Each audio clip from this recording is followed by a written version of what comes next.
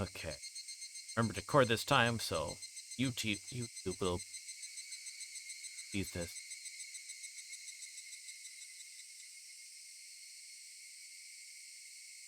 Fumbling, something, my usual stuff.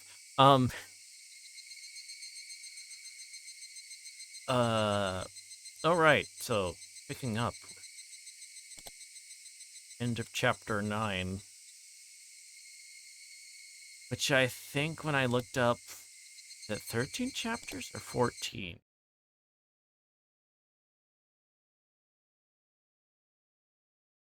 Either way, we're not finishing.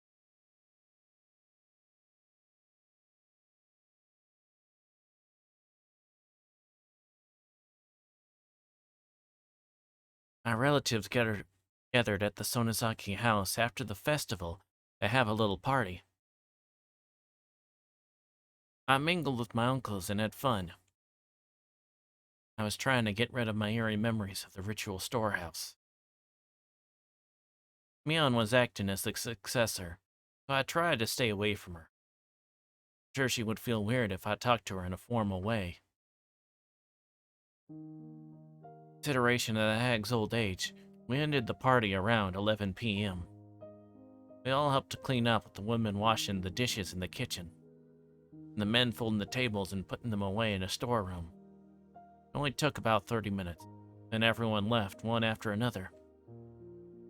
By then, Mion was no longer acting as the Sonozaki successor and was back to being her normal self. Maybe I drank too much. I was lying at the tatami floor. Kasai asked me if I could get in the car. I told him I'd barf if I got in now. Sis, can I spend the night here? Just want to sleep. Granny will get mad if she finds you. By the way, don't you have school tomorrow, Shion? Tomorrow's our school's anniversary, so there's no class. How many times a year does your school have its anniversary? Oh well. Okay, Kasai. You can stay here tonight. Understood. Good night. Come on, Shion. Wake up. Granny will get real mad if you fall asleep here. Here, hold on to me. You can sleep in my room. I was left alone all of a sudden this late night. My alter ego told me that I'm in a demon's stomach. I wouldn't have woken up if I hadn't heard that voice. Might not have woken up at all. Notebook page 65.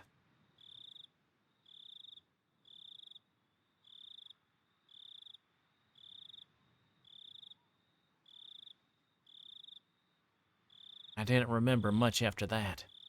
I was probably brought to Mion's room and immediately crawled into the futon. After a while, Mion got her futon ready next to mine, turned the lights off, went to sleep. At least, that's what I thought. I got up and turned the lights on. Mion's futon was empty. Futon felt cold. Mion must have left it a while ago. You go to the bathroom? The closest bathroom was right there down the hallway. The light in the bathroom was off. Where did you go? The ticking of the clock was loud and annoying in this quiet. The hands pointed to a little before 3 a.m. I was left alone all of a sudden in this late night. I felt the eeriness of the ritual storehouse coming back to me, despite drinking it away with alcohol earlier. I tried to sense my surroundings in this house. Shouldn't be an eerie atmosphere, strange noises, footsteps. I stepped out into the freezing cold hallway to look for Mion. And I did. I immediately noticed light coming from one of the nearby rooms. I don't like where this might be going. That room belonged to the hag. The hag went to sleep early and woke up early. She was very strict about her bedtime. So it was strange to see her light on in the middle of the night. I could hear voices, too. Those voices belonged to the hag and Mion. I creeped up to the room and listened to their conversation. Since it was the middle of the night, I could hear their words very clearly.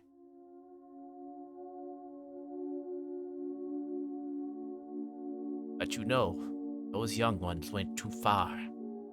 You're right. They made Oishiro-sama angry, so I guess they got what they deserved. Mion's voice sounded as cold as the one I'd heard down in the torture room. I held my breath.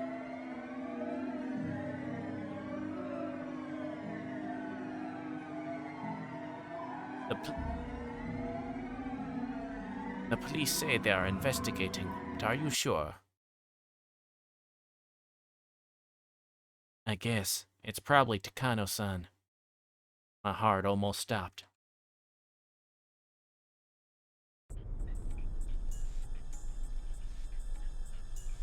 Yashiro-sama got angry.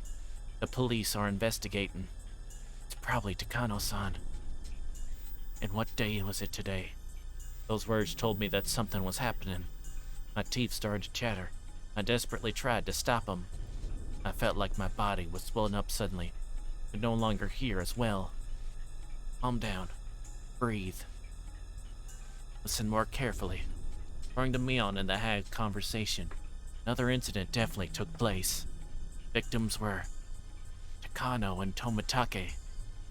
From what I could tell, both Mion and the hag thought it made sense that whatever it was happened to them. No. I need to think more calmly. They did say they deserved it for making Oishiro angry. Did they say Takano and Tomitake made Oishiro angry? How do they make Oishiro angry? They knew. My body started to shake. They knew we stuck into the ritual storehouse. And that would mean Ichi and I are also subject to Oishiro-sama's curse? Suddenly, a phone rang. The phone was by the front door. The front door was opposite the hag's room, farther down the hall, ringing echoed through the long hallway. Sounded so eerie, almost like it was coming from hell. That was when I felt someone behind me. Of course, there was nobody there when I turned around. There was someone there a moment ago. Didn't know if it was Satoshi. I didn't sense any emotion, so I couldn't tell. I also didn't know how long it had been there. It was as if that somebody was watching me listen in on the conversation. That was the feeling I got. Couldn't be Satoshi. Satoshi would never be that intimidating or scary.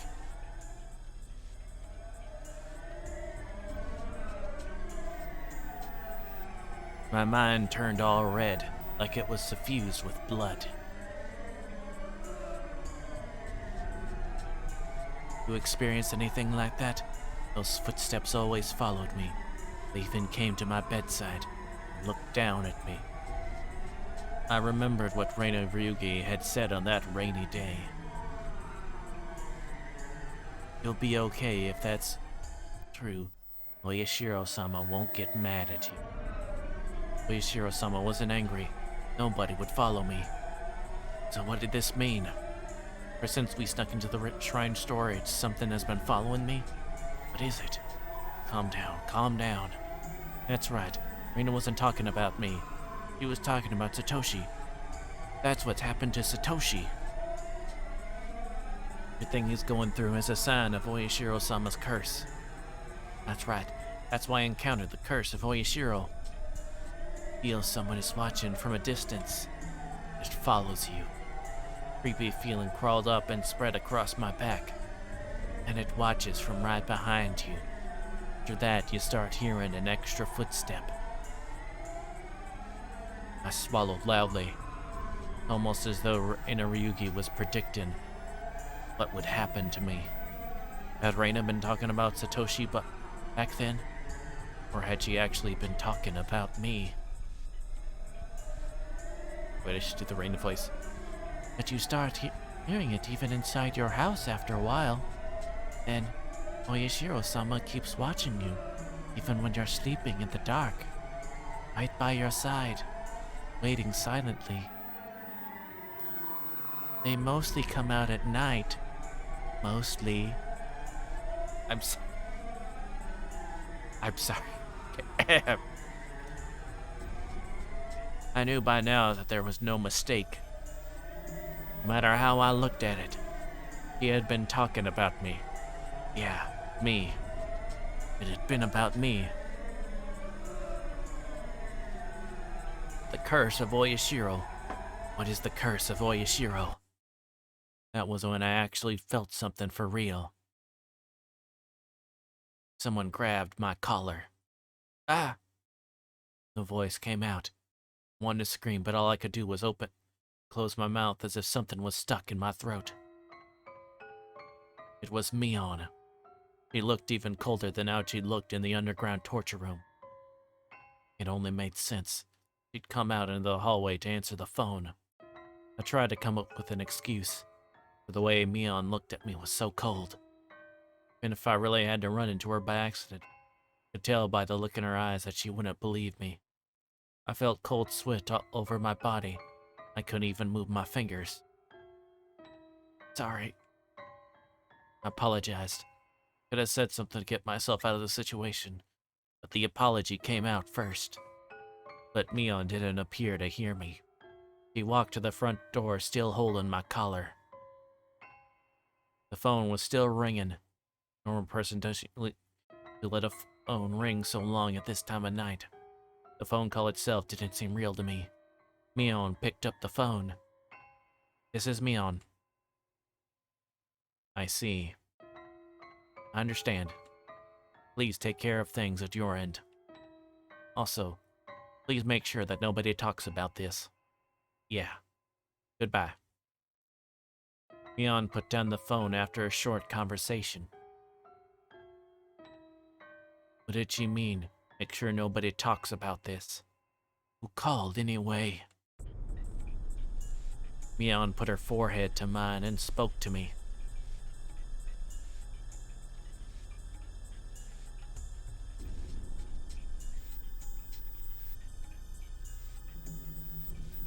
Hello, bot.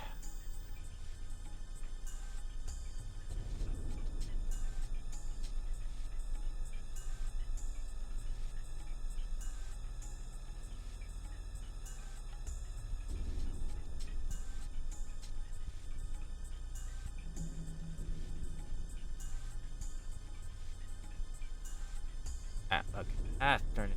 That's my...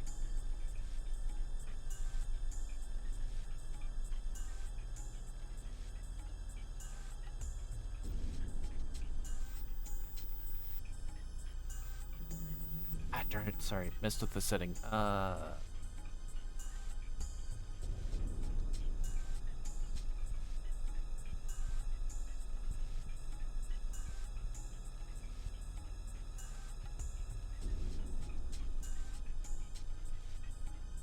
Okay, got that. Sorry. I did take care of the bot, sorry. Did you hear? Which conversation was she asking me about?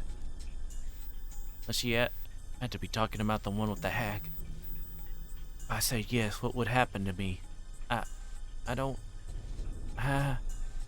know what you're talking about. Mion pulled my collar, pressed her nose on mine, and continued to speak. Just what you heard. The curse of Oyashiro-sama fell upon Tomitake and Takano. It's really very unfortunate. It was like I was talking to myself in a mirror. What I was saying in the mirror was ever so cold. Yes. What is curse of Oyashiro-sama?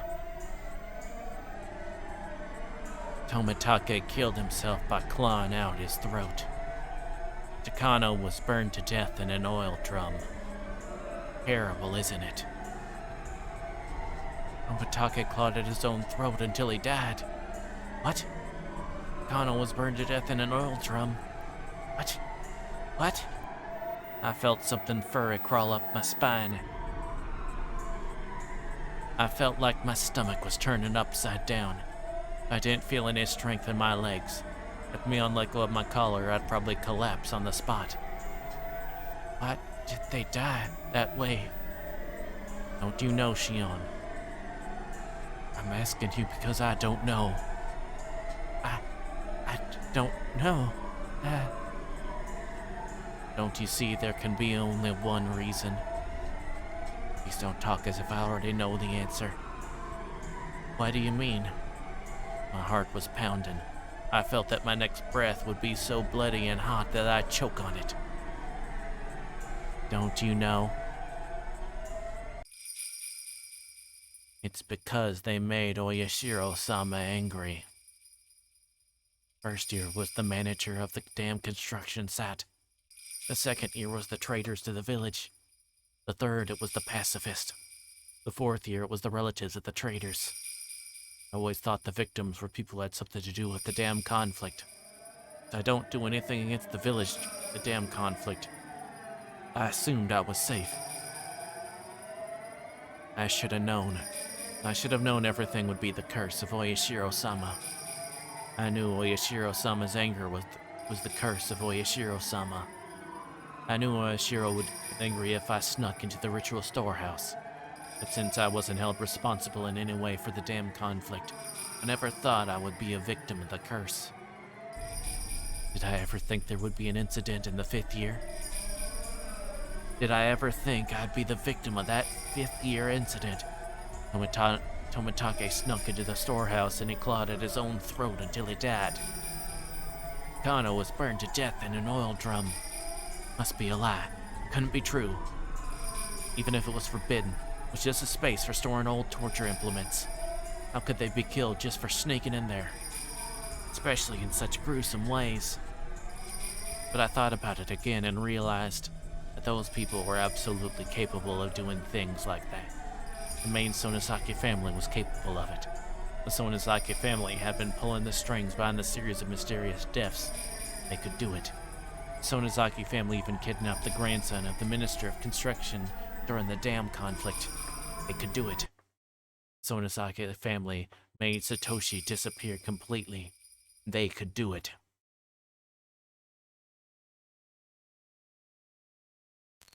Mion leaned against me before falling onto the cold hallway floor.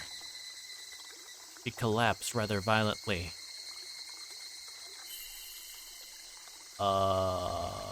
No. I usually didn't go to sleep with my stun gun, but since I was too drunk to get ready for bed, I still had it on me. I had my stun gun on me. I finally understood. I didn't know who killed them exactly, whose idea it was or who ordered it. I didn't even know who was actually involved. But Mion and the hag knew everything. Satoshi, now I finally know. Now I know what I need to do. I will settle the score for you, Satoshi.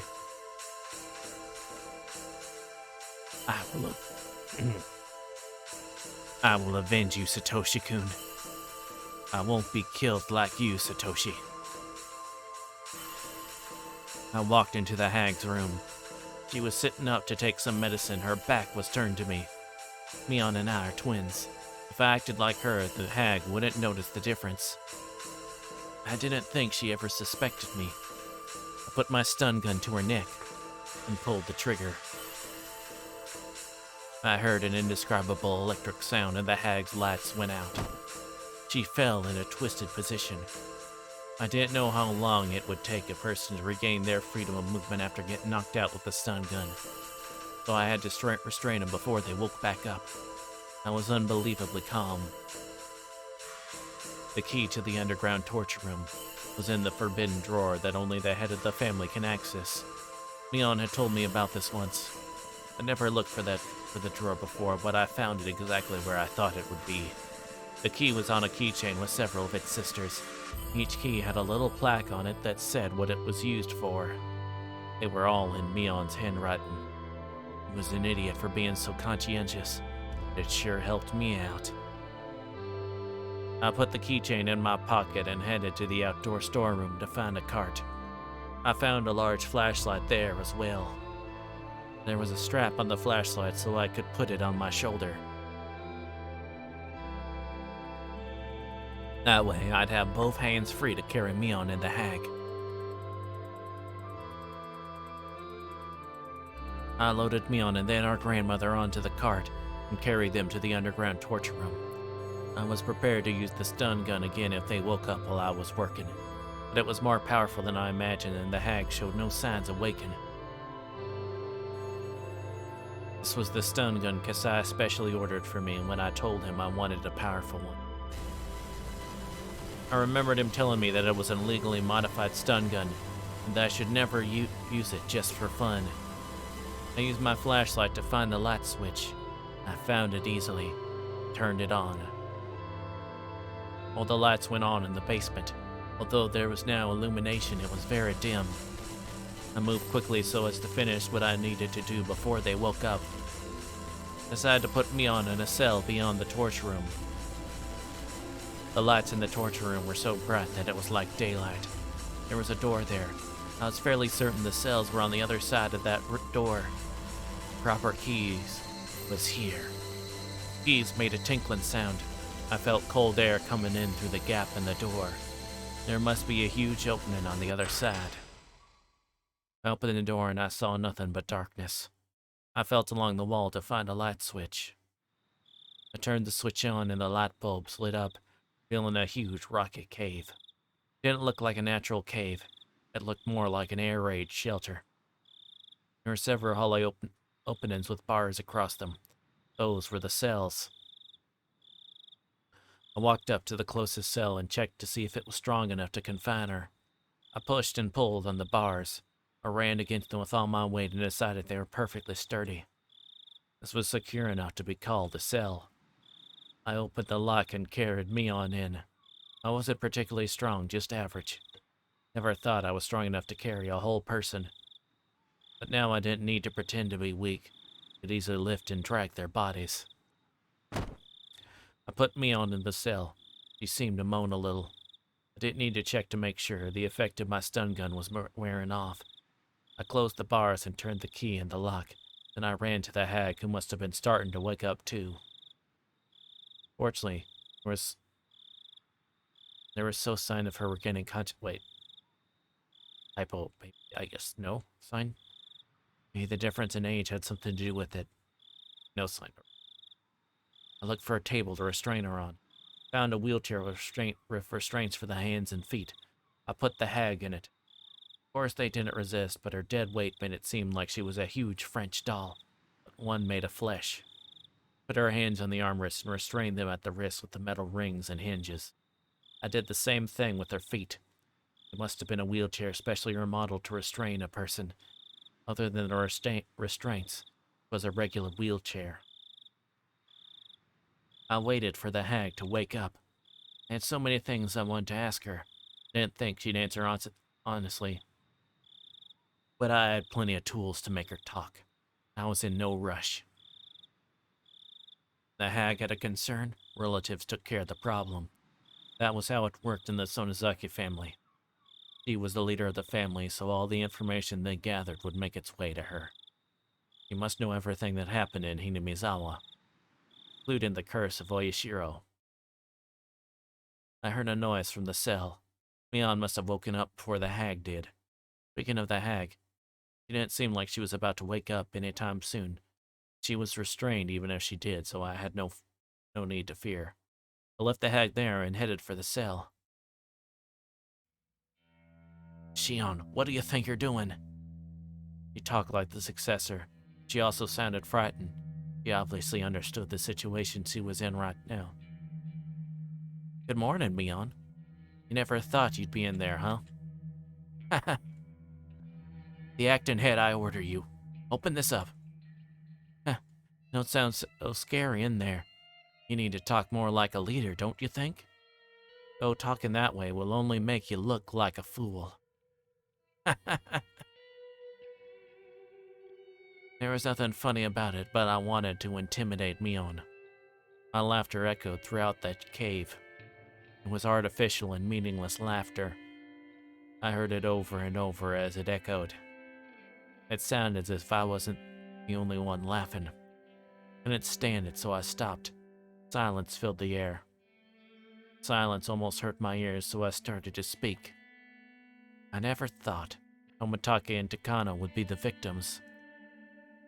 What an idea to burn Takano to death. But actually, she would be the kind of person who'd prefer to die that way. Maybe she's satisfied, huh? Mion didn't say anything, she just stared at me to see how I'd proceed. About the way Tomitake died. Clawed out his own throat, right? You give him a shot of some kind? Or is there a torture device that did that to him? Mion didn't reply. I was smiling boldly, but I became impatient and finally kicked the bars. Made a violent noise. Mion jumped as if she was kicked directly. It's boring not to get any answers. Do you have any idea what will happen if I get angry? How would I know?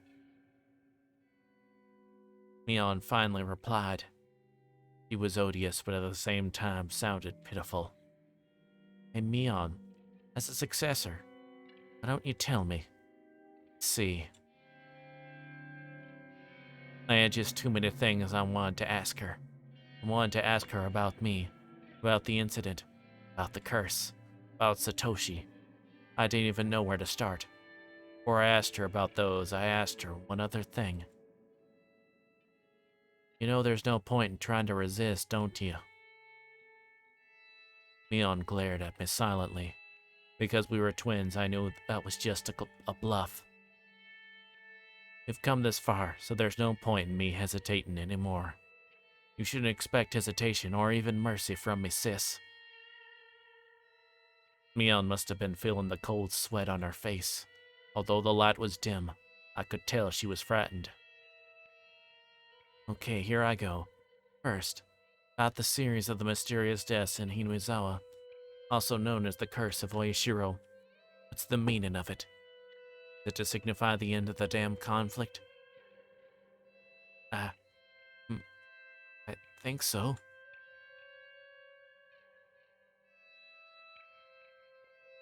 Mion sounded a little confused, but she answered. Felt satisfaction now that we were communicating. Continued with a smile. You think, huh? Don't you know the details? You know yourself that the successor is simply a messenger for Granny. Yeah, right. But the successor must know everything the current head is thinking, right? You really think I believe you're just a messenger? Although I'm always around Granny, I don't always know what she's thinking.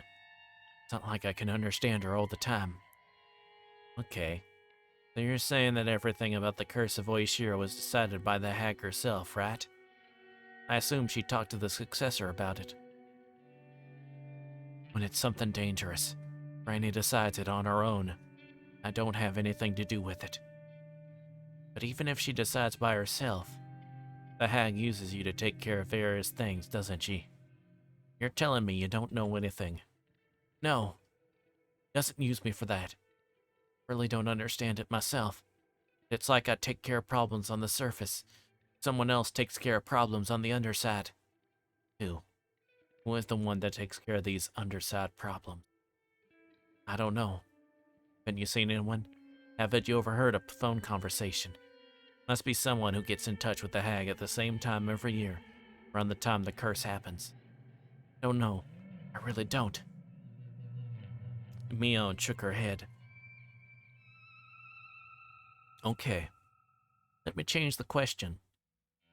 Why were Tomitake and Takano chosen as victims even though they had nothing to do with the dam conflict? Was it because they snuck into the ritual storehouse? As soon as Mion heard the words, ritual storehouse, her expression shifted. Ritual storehouse? They intrude on the storehouse at the Furuta Shrine? Didn't you know? I thought you already knew. They really did that, and it was truly stupid of them. Of course something would happen to him. Mion muttered bitterly while shaking her head repeatedly. Mion's reaction made me realize the true meaning of the forbidden storehouse for ritual implements. The ritual storehouse is a sacred building. so nobody can go inside. Curse will fall upon any who disobey. Any child would know that rule. However, just because they knew about it, didn't mean they all believed in it. Though they were told they would be cursed, most of the kids actually enjoyed hearing the stories. They simply didn't believe it was true. However, Leon's reaction told me it absolutely was. If they actually did that, of course something would happen to him. She was saying that if someone snuck into the ritual storehouse, that person should be killed. But you know what I know aren't matching up anymore. Of course I'm aware I shouldn't just waltz into the storehouse, but to be killed in such a gruesome way for doing it, I never knew that, did you? It's just because you're ignorant about it, Shion. Well, sorry for being ignorant. But please explain it to me. Like you said, the kids don't really believe in the curse. They assume it's just superstition. But they also know that if an adult found out, they'd be in big trouble. To the elderly people of Hinamizawa, it's something more serious. Mion explained to me how the elderly people blindly believe in Oyashiro-sama and how sacred the festivals are to him. Probably something the younger generations would never understand, but they are possessed by a very strong, deeply rooted devotion toward Oyashiro. Mion then went on to tell me about how sinful it was to violate the rule of this ritual storehouse. I just couldn't believe things like that were still going on even in the modern day. Couldn't even reply appropriately, but even if it was unbelievable, I couldn't ignore what I was hearing from my twin sister. I see, but Mion, doesn't the rule say that one victim gets killed by the curse and another has to become a sacrifice? The body of the sacrifice is never to be found. There are 2 dead bodies this time. What do you think of that? Mion doesn't know that besides Takano and Tomitake, Keiichi and I also snuck into the ritual storehouse. So I tried to lead her a little. I know that doesn't make sense. Maybe Takano's burned body wasn't supposed to be found. Maybe the intention was for her to vanish. Or, not too sure, but... What? Just say what you're thinking, I won't get mad. Leon hesitated a little first and then started to speak. Actually, 4 people snuck into the shrine storage, so maybe... Maybe what? Maybe the other 2 will become the sacrifices and get demoned away.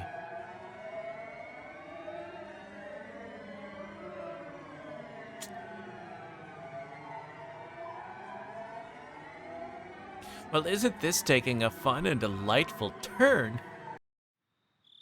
Oh my...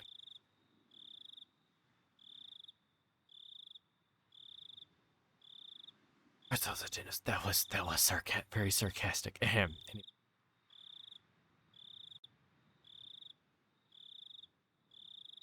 Leon's words were stuck in my head.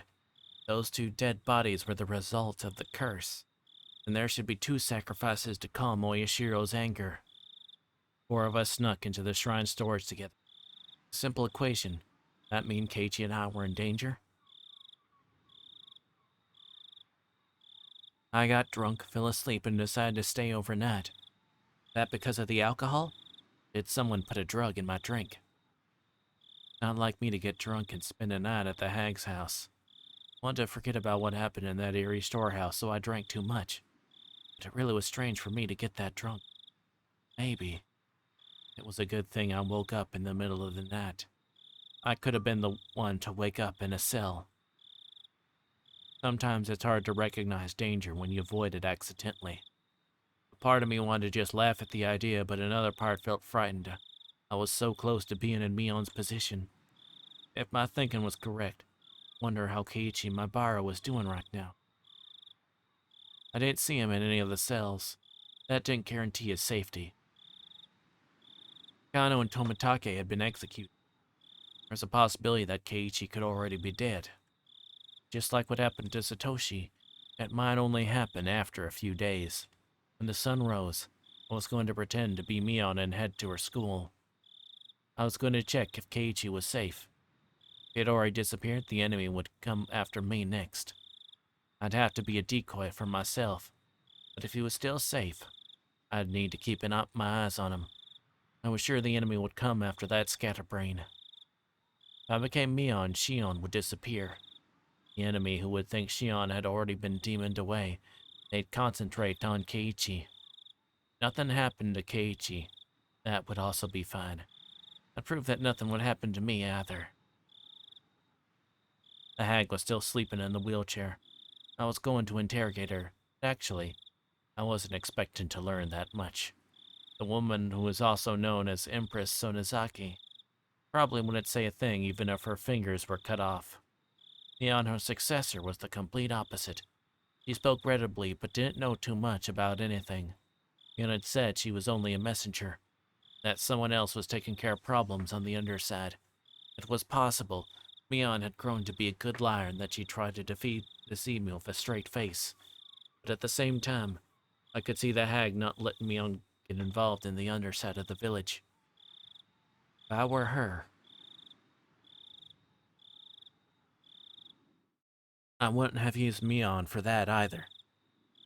Unlike me, Mion was a nice person. While there were only ones and zeros in the world, she believed there were numbers with decimal points. In other words, she could never be cruel. If the hag thought the same way as I do, it was very possible the one who took care of problems on the underside, X, was the one who actually governed the curse of Oyashiro. The hag became concerned about something. X would deal with it, either directly or indirectly. Maybe the hag and X would discuss the details first. Did X really exist? If he did, his place in the village hierarchy was a lot more important than that of the successor. Unlike Mion, who was too nice, he was discreet, cruel, and cunning. Furthermore, he was extremely close to the old hag. Someone who would have a lot of contact with her just before it was time for the curse.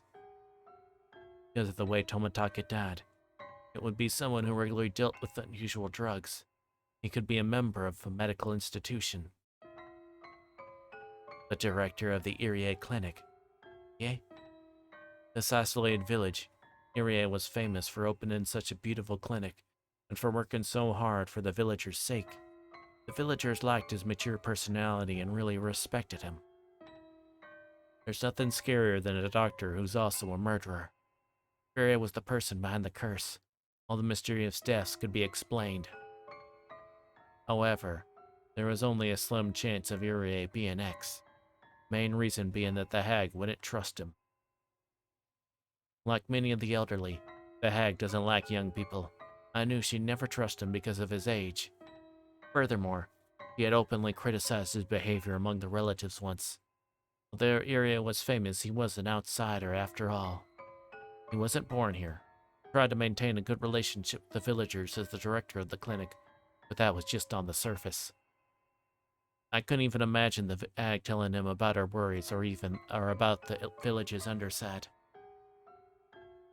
If she was as suspicious of others as I was, then she'd only gather trustworthy people to deal with that underside. The first people that came to mind were the leaders of the three families. Leave Enrique-chama out, the possibility of the Kimiyoshi family was a strong possibility. He was the only one who could advise Empress Sonozaki. They were of a similar age and everyone knew that they were very close outside the family councils. Furthermore, as the mayor, he often went to Sonozaki House just before watching Meakashi discuss festival preparations. I could easily picture them talking privately.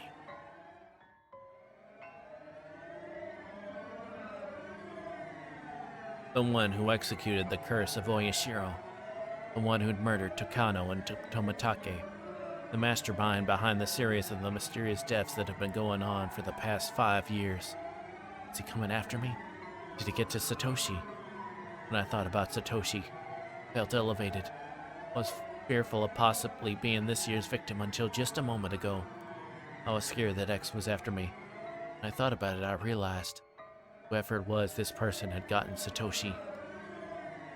I'd looked so hard, but I couldn't find him. I'd almost forgotten about this enemy. Better or for worse, he was going to appear before me again. No matter how hard I tried, I couldn't find that enemy. But now he was trying to find me. I wasn't only being chased, I was chasing too. When I realized all this, I was no longer afraid of dying to the fifth year curse. It had become a game. I wasn't only being threatened, I was threatening too. Now was the time to settle the score for Satoshi. Now was the time to awaken passions that had grown weak over the past year. I could feel righteous indignation and courage flare up within me. The only emotion that can defeat fear is anger. My anger completely overtook my fear. I felt as if I were reborn. Why don't you wake up, Empress of Hags? I kicked her wheelchair rather violently, but that didn't wake her up either. Are you just pretending to be asleep? I grabbed her hair and pulled her head up, but even then the hag still stayed silent with a straight face. Then I noticed something. I looked for an appropriate torture device. They were all large scale, none of them being particularly handy. That's when I saw a cigarette lighter on a cushion in the tatami room. One of the relatives must have left it there. I lit the lighter. A huge flame appeared. I turned the lighter off and went to the hag with it. Can you see it? Can't you see it? This is a cigarette lighter somebody left behind. I lit it in front of her eyes. I'm going to burn your nose now. You don't want that, do you? I wouldn't want it. Why don't you quit pretending to be asleep? There was still no response. I put the flame right under her nose without hesitation. The tip of the flame touched the tip of her nose. The flame must have burned her nose hair. It smelled terrible. I was already certain, but I continued anyway. She's already dead from the shock, isn't she? I brought the flame closer to her eye. Her eyelid didn't move one bit. The flame burned her eyelashes, making it smell awful again. I turned the lighter off and then felt her throat and wrist. I didn't feel any warmth. I didn't feel a pulse either. She die from the stun gun? There was no way she could pretend to be asleep while being burned. Even if she could endure the pain, anyone would reflexively move their eyelids if a flame came close to their eyes. She didn't. I turned the sink water on and aimed the end of a hose at the hag's face. The water pressure wasn't too high, but squeezing the tip of the hose I could make it squirt out. Water hit the hag in the face, but there was still no reaction. Shit. Gotta be kidding me. She's dead. The one who was at the center of everything is dead now. I knew she wouldn't talk, but I didn't expect her to end up dead. Never thought of killing her. I walked around the room restlessly. I didn't feel guilty, but instead felt frustrated with what I'd done. Come on. I need to calm down. What do I need to be afraid of? Calm down. Stay cool. Calm down. Stay cool. I could feel my brain starting to calm down. My emotions cooling down with it. She was the true enemy. It was just that I killed her before confronting her about it. Sooner or later, I would have killed her anyway. She wouldn't have said anything in the first place, so there wasn't really a reason why I should have let her live. Didn't realize that until now, and that was why I got frustrated. Our revenge for Satoshi started with the unexpected death of my grandmother. It was such a strange feeling, like I was wearing sopping wet clothes. I replaced that feeling with anger. I couldn't forgive her. Couldn't forgive the hag for abusing the Haujo family, including Satoshi, for so many years. She cornered him psychologically as well as physically. She didn't deserve an easy death from a stun gun. I picked up a whip that was hanging on the wall. The whip was designed to make sure the person on the receiving end got seriously injured. I swung it up and then down. The sound reminded me of when I was a child hitting things with a jump rope I pretended was a whip. But unlike then, I'd made a purple mark on the hag's face. Reddish black blood started oozing out. I swung it up and then down again. This time the whip hits her in the head. Her hair flew in the air. I saw a bunch of her hair on the tip of the whip. At the end of the bunch of hair there was a piece of her skin. It seemed the whip had ripped part of her scalp off. I continued to hit her with the whip. I didn't bother removing the hair beforehand. The tip of the whip was divided into many points, with each point having a fish hook on the end.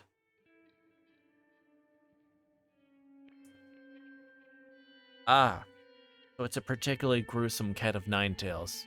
Nice. Those hooks added to the speed of the whip. Not only scratched the victim, but tore their skin as well. The hag's hair was all messed up and her face was getting bloody. She started to look like a real demon. I stopped the whipping, not because my arm was tired, but because I couldn't stand the feeling of her hair on the tip, touching me every time I swung the whip. I threw the whip at the hag. Breathing heavily, I realized I was covered in her hair. I almost felt like thousands of maggots crawling all over. I brushed it off violently. You deserve this. Fucking demon hag.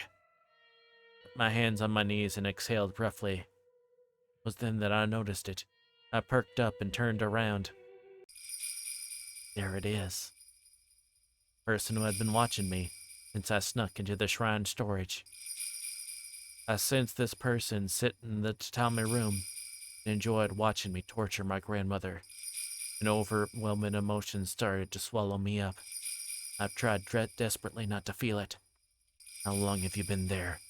You should have said something. It was just there. Just like Satoshi, it was just there. It was extremely uncomfortable to have it just be there. I see. Rena told me. Are you Oyashiro? I smiled boldly, and yet I could feel my body shivering. Can't fool me. You saying that you're Oyashiro and that the curse of Oyashiro really does exist? Come on. Who'd believe something like that, huh? It was just my imagination. Couldn't be the curse of Oyashiro.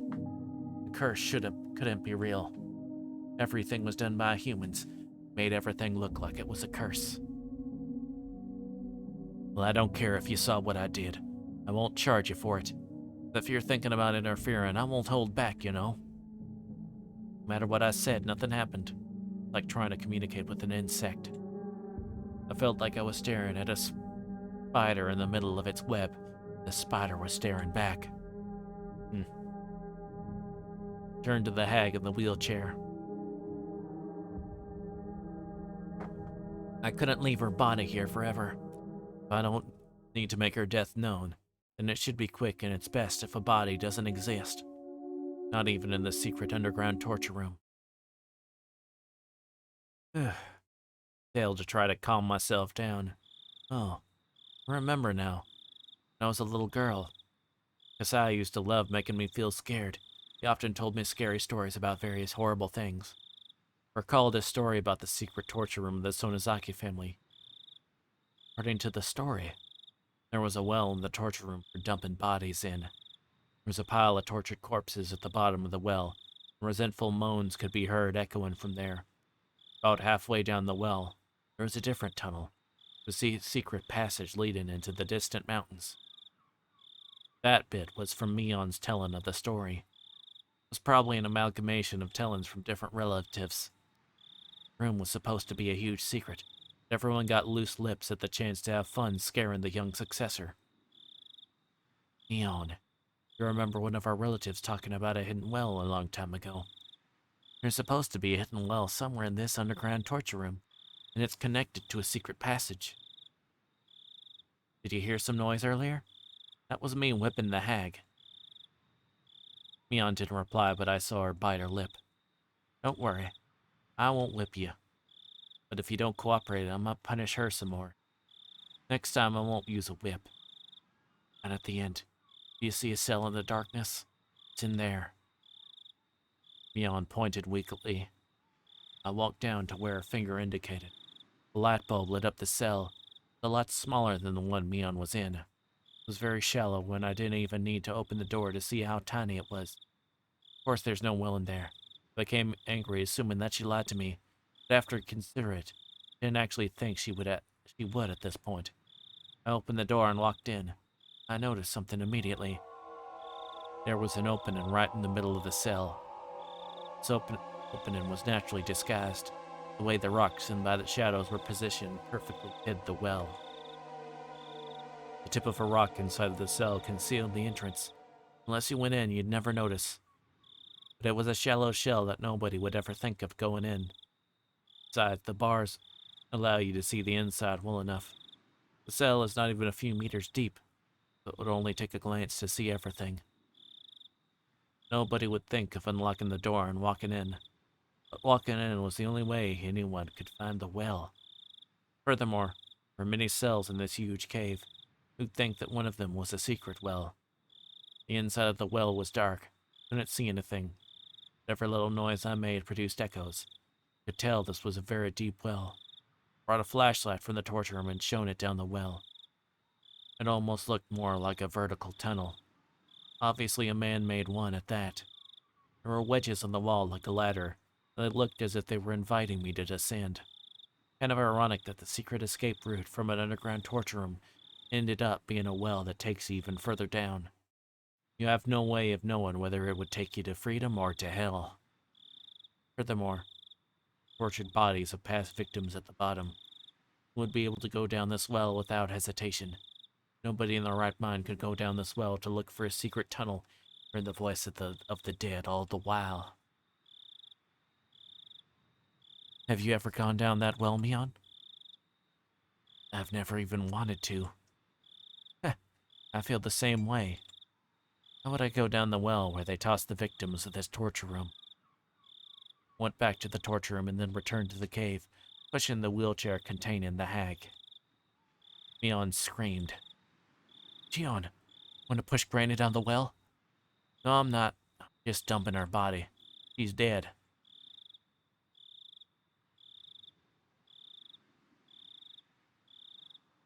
Rest assured, I didn't torture her to death. It was probably the stun gun. Maybe her heart failed. I could just leave her body here, but I don't want it to rot, you know. Could you? Hey, you want to take care of her now? Take care of her even now that she's dead? Maybe you can use chopsticks to pick maggots off of her body, huh? Mion covered her ears and shook her head. Everything I said seemed to bother Mion. Her own life wasn't guaranteed at this point. Shion, why did you do this? Let's see. Why do you think? Nobody said anything for a while, but the silence was soon broken. Satoshi? Is this revenge? I don't know if it was really revenge, since it happened so quickly. I'm sure she died without even feeling a thing. Hey, Mion, now that I think about it, I did have a reason to kill the hag. You know what it was? It wasn't just because she killed Satoshi. It's because she lied. I slapped the hag's head. You said it too. You told me that if I ripped out my nails, she would forgive everything. For one, that's why I ripped out 3 of my nails. I did what you told me to, right? She didn't keep her promise. She made Satoshi disappear. Why? Was that for? Continued to slap the hag's head. Her blood was all over my hand by then and it felt gross. I tried to wipe it off on her clothes, but then her hair got on my hand. I ran to the sink in the torture room and washed my hands with a brush. When I was done, I went back to Mion's cell. Her Satoshi disappeared. You came over and told me. You said the relationship between me and Satoshi was forgiven. Also said that the Sonozaki main house had nothing to do with Satoshi's disappearance. Yeah, you lied. Lied, lied, lied, lied, lied, lied, lied, lied. My shouts echoed through the cave. I was breathing heavily. I felt like I used up all the air in my lungs. I believe you don't know anything. You aren't even sure if if the hag actually trusted you. But I don't know if she forgave Satoshi because of what I did. She wouldn't have told you the truth. The hag didn't keep her promise. She said she'd forgiven everyone, but she lied. She didn't forgive. She didn't forgive Satoshi. Liar. Liar, liar, liar, liar, liar. Damn it. Damn it. Give me back Satoshi. I want him back. Want him, I want him, I want him, I want him. I kicked the hag's leg repeatedly. Each time I kicked, the wheelchair made a squeaky noise. I ran out of breath and kneeled down.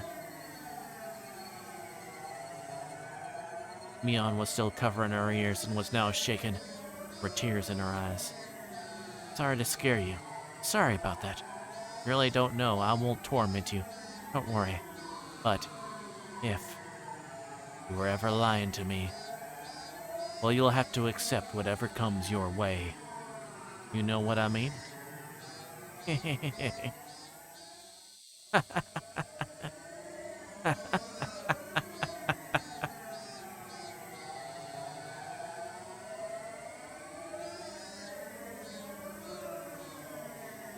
Psycho killer.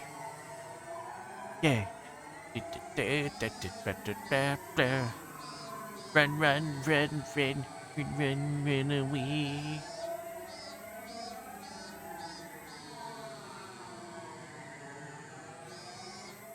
Alright, we got some new tips.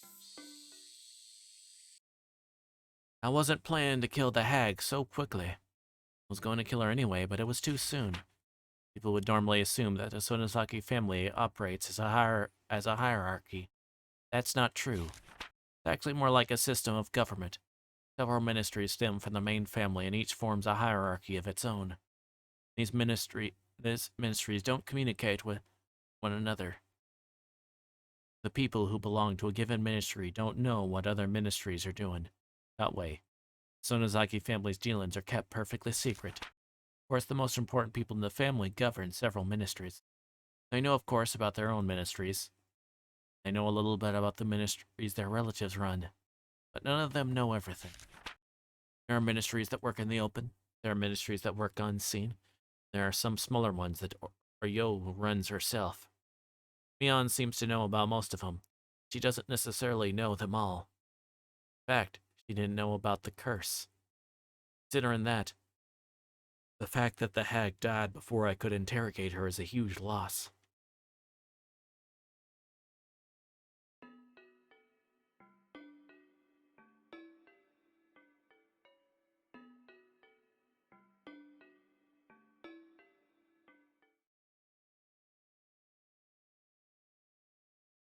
The head of the Kiyoshi family was one who called the main houses most often after the 5th year's curse.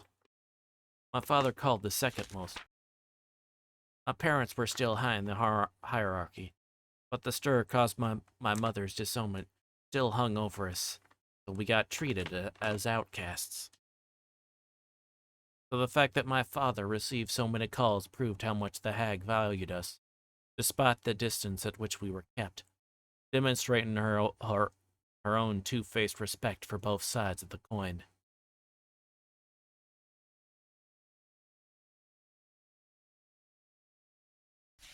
My father seems to be in charge at the Intelligence Bureau. He reported the police information, gossip, and rumors going around in the Yakuza business to the hag. He silences, stirs, and distorts that information at her request.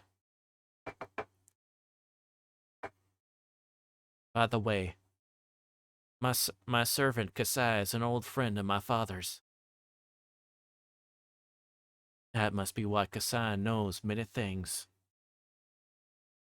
I don't know. My father is involved in the curse's execution. My assumption is that although he gathered information on the police investigation about the case, he wasn't involved in the execution itself. The fact that my father and the hag have this close connection isn't widely known. People know that she uses information network, but they don't look very far beyond that. In the same way, It's possible that a curse execution team exists under the Hag's direct control. People just aren't aware of it.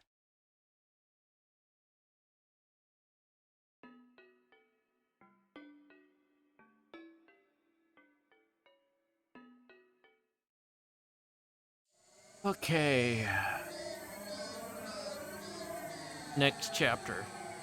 I think this is... It's just gonna get crazier from here, I think. Or maybe we might finish tonight. I don't... Wait, let me... Save. Let's see, we finished chapter 10. I say 13 or 14?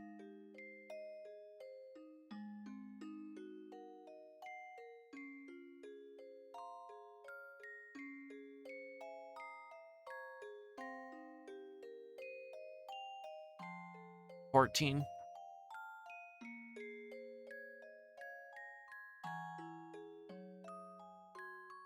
Wait.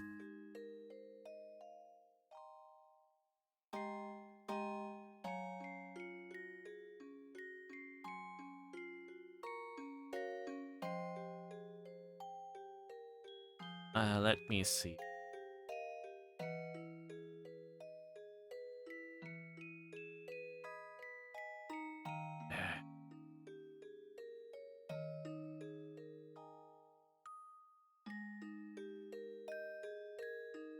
Okay, let's see.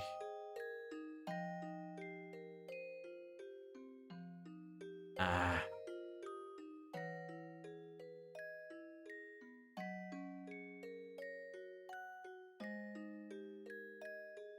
Da, da, da, da. Okay. I guess there's 14.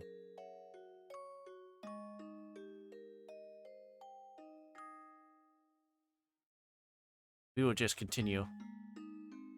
Then. Save.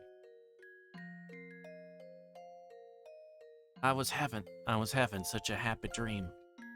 Satoshi was in the dream. He was leading his normal everyday life. He was back on the baseball team. Irian acted normal around him because he knew that's how mature people should act. We welcomed him back, and as if he had been here with us the whole time. Although he hits well in practice sessions, he still doesn't do well in a real game. Come on, Satoshi. 3 strikes already? I'm cheering for you. And Satoshi pouted as he mumbled. I felt tears pouring down my face. If Satoshi.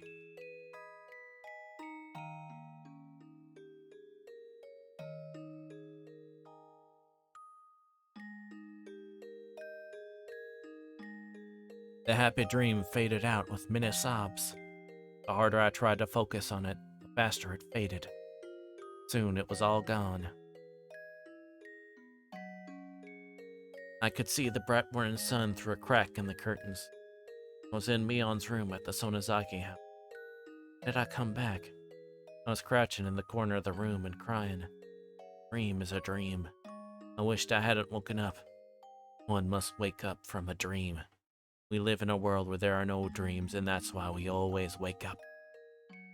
But I wasn't sure if I was the only one dreaming that dream, because I felt like Satoshi was right beside me. Satoshi? Come back? There was no reply. That was the rule. If it was Satoshi, I wish it'd smile at me just once. But Satoshi's presence faded away as if he was never there to begin with. I heard the phone ring by the front door. There's a dragon in my wagon, and I don't mean to be bragging about the best tail wagon dragon in a wagon you could meet. Hello, Helms Hammer, and thank you very much for the fall. The Kobold Rebellion at hand, let's destroy the humans and drag. But I like the Durgans. Take or leave the humans. And thank you for the fluid check.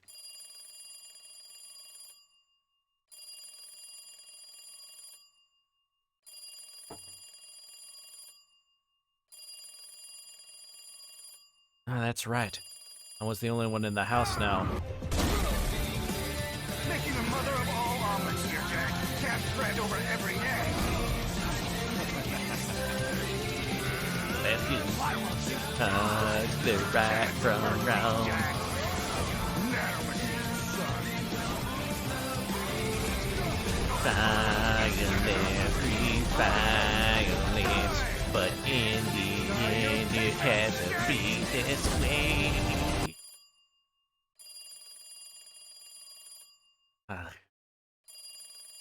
Been a while since someone other than Reaper redeemed that. I think, yeah. I was the only one in the house right now. I had to answer it. Oh, that's the one in the Sonozaki house. I got up to walk to the front door. I felt unsteady, so I put my hand on the wall to support myself. I hardly got any sleep, like I had a bad cold. Phone continued to ring. Probably didn't have to answer it, actually. I was still half asleep, and all I could think of was answering the phone. Okay, good. It's finally over. That was getting annoying pretty quick. Hello? Sonozaki residence. Sorry to call you so early. It's Kimiyoshi. Is your grandma still sleeping? Was Uncle Kimiyoshi. She is, yes. I guess she's still tired from yesterday. Think I'll let her sleep in. Yeah, you probably should. Mion-chan. Going to school, right? Can I leave a message with you? Sure. What is it? Let's see. There will be an emergency meeting regarding the incident from yesterday. We'll be at the Shrine's Assembly Hall starting at 5 p.m. Did you get that? Yes. We'll give her the message. As soon as I put the phone down, it rang again.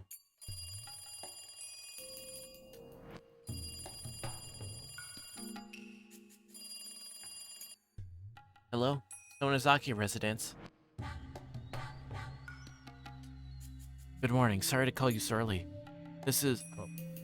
Morning. Sorry to call you so early. This is Kasai. Is this Mion-san? Good morning. Kasai. Good morning. Is Shion still there? I wasn't panicked, but I hesitated. I could tell him no, or I could play both Mion and Shion. Shion was washing her face just now. I'll get her for you. I decided to play two parts. Went back and forth down the hallway and picked up the phone again. Kasai? Morning. Good morning, Shion-san. Are you going to school today? Of course not. Feel miserable. I kind of expected that. By the way, how are you getting back to Okinomiya? I can have someone come pick you up. I think I can get a ride from Uncle Kimiyoshi or somebody else. Don't worry, I'll figure something out. Your father told me to make sure you go to school often enough. I'd appreciate your cooperation. I'll go when I feel like it. By the way, Kasai, did you hear? What about? You know, the incident from last night. Yes, I have. Truly horrifying. All the past victims were war criminals from the dam conflict, right? But it's different this year. What do you think about that? I don't really know. Kasai wasn't the type to talk too much. If it was about something complicated, he usually responded like that. Do you know why these two fell under the curse of Hoishiro-sama? No. I heard this last night. Supposedly, they snuck into the ritual storehouse during the festival. They used a metal wire or something to unlock the door. Kasai went silent for a while. I held my breath while waiting to see how he responded. I expected him to say that he couldn't believe those people were chosen as victims just for sneaking into a storehouse. I expected him to say, That was just too unrealistic. I see. It was stupid of them. Haha. Tomitake was an outsider. I bet he didn't know. Went along with Kasai, but I felt disturbed on the inside. Kasai didn't wonder why breaking into the ritual storehouse wouldn't justify their deaths. I'd known Kasai for a long time, is why I knew there was a heavy meaning to what he said. By the way, Kasai, actually, I did it too. Did you go in? Yeah. You went in the ritual storehouse, Shion-san. Yeah. Takano invited me. Takano, Tomitake, and remember Keiji, who just moved here recently? Him and me to make 4 of us. I heard Kasai sigh heavily. And though he didn't say a word, I could tell he was shocked. I'd never known him to act this way before. Shion-san, you remember what happened last year? How do you think you can take care of this? Last year it was 3 nails, so maybe 5 this year? Sorry. I wasn't trying to make light of the situation. I knew I shouldn't have done it. I regret it at least a little. Is it really that terrible a thing to do? You're related to the Sonozaki main family. Do you really think people would understand? But I've been living in Okamiya all my life. Since the hag hated me, I've barely been to Himizawa. Besides, I was stuck at school. What would I know about any of that? I heard another sigh from Kasai. Hey, that rhymed. That sigh told me my excuses would be useless. Shion, I'm your ally. Want to support you as much as I can. There are dangers even I can't protect you from. Besides, sorry, this is here. I've got to go. See ya. Leak. I interrupted Kasai and hung up. I didn't want to hear it. Didn't want to hear Kasai reject me. He who had been my ally all my life. Shit. Damn. I'd hear the sound of the cicadas. The sound made it feel like I was being cooked on a huge frying pan, making a sizzling noise. I couldn't help feeling remorseful. Now I knew that sneaking into the ritual storehouse wasn't a laughing matter. But I really didn't know it at the time. Sure, the door was locked, so they didn't want anyone to go in. Then, why did they change the lock? What did they say? I think it was that Rika-chama said that the previous lock was too heavy for her, so she had to change to that cheap one. That was how Takano broke in. The heavy lock was still there. This wouldn't have happened. I slapped my own forehead. And I took a deep breath. I had to calm down. The point of fussing now. I'd already passed the point of no return. There was no use thinking otherwise. The hag was already dead. Even if she wasn't, she was now at the bottom of the well. Therefore, it was already past the point where I could just cut my fingers off. An apology. I felt so unstable. I'd walked on the fence around the swings of the park before as if I was walking on a tightrope. It was fun because if I fell, it was only a very short distance. But it wouldn't have been fun if I were up really high. That very moment, I was in fact already on a tightrope that was a lot higher than the fence at the park. As soon as I took a step, the rope behind me would vanish. I couldn't step back because there was nothing behind me. That was, in short, the current situation I found myself in. Just standing in one spot was all I could do. Even if I never took another step, I'd fall if I wasn't careful. If I forced myself to walk, danger would only increase. If I didn't move, I would fall eventually. I couldn't see what was ahead of me. There was no guarantee I'd ever find firm ground. But if I stopped, there was only one fate waiting for me. I have to move onward. Staying here guaranteed death, and I'd rather try to walk, even if I die as a result. Even if there was a dead end ahead of me, at least I tried my hardest. In general, I try to be optimistic. could accept my life not lasting particularly long, but I wouldn't go easily. I'd struggle as much as possible. I'd already killed the hag. For that, there'd be no other punishment than death. I knew my life would end soon. In other words, I was actually already dead. Dead person has nothing to lose. That means I can only go on the offensive. I clenched my fist tightly as I muttered. Even if I had to die, I couldn't die easily. This was my chance to avenge Satoshi. Who did it? For what purpose and why? I was going to investigate. I was going to question. I was going to expose. I know she's going to expose. Everyone, cover your eyes. I apologize. Yes, I was going to settle the score. I'd carry out the plan I came up with yesterday. I could hide the hag's death somehow. All I had to say is that she hadn't been feeling well since watching Meakashi. I could do it all while pretending to be Mion, just in case her friends at school became suspicious. I'd start telling them that I hadn't been feeling well either. In fact, I did feel groggy from my lack of sleep. When I became Mion, Shion would automatically disappear. Roy told Kasai that I snuck into the shrine storage. We'd probably end up telling people that I was demoned away due to the curse of Oyashiro. The last person I'd have to think about was the fourth one who'd snuck into the ritual storehouse, Keiichi Maibara. Maybe I can use him as bait to lure out the enemy. Sorry, Kei-chan, you're going to be my bait. I felt a little bad since I was starting to like him. With all that figured out, let's go to school. I'd gone to school as Mion before, so I knew how things worked. This time, try not to throw a child. Try not to yeet a child into a wall, please. Ahem. You think I'm joking?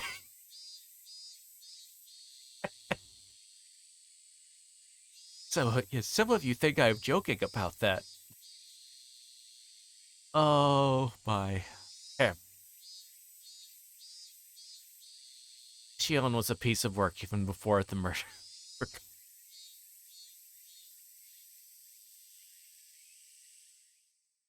Even before her boyfriend died or whatever. Disappeared. Or her almost boyfriend, I guess it's, or something, I don't know. It was almost time to leave the house. Mi-chan, you're late. You waited. You should have just gone on ahead. Hey, Mion, your face is red. Breathing heavily, too. Mi-chan, are you not feeling well? Reina put her hand on my forehead. Reina, your hand is pretty cold. Mi-chan, you're a little bit warm. It's no big deal. But a half a day and I'll be fit as a fiddle.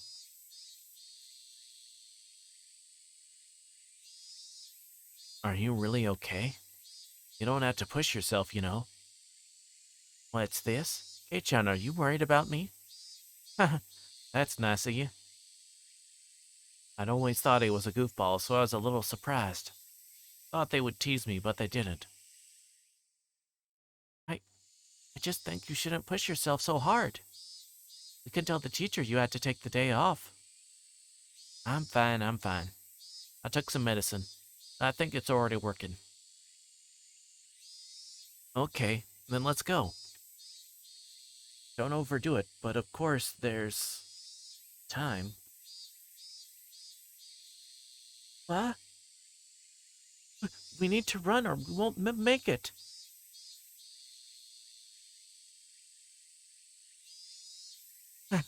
This morning got pretty thrilling. Maybe it's just what I need to shake off the sluggishness. Let's run. Because tramps like us, baby, we're born to run. Well, President, if you would. Everybody stand up. At attention. I'd made the same mistake before. Never learn, do I? Do, do you think Mi-chan is doing okay? Doesn't look good. Oh, really? How unfortunate. It was a good idea to make them believe I was sick. Even if I did things differently from Mion, I had an excuse.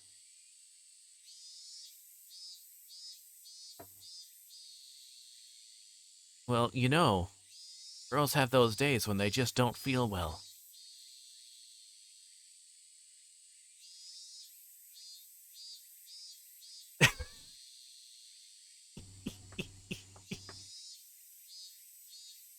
Oh, of course.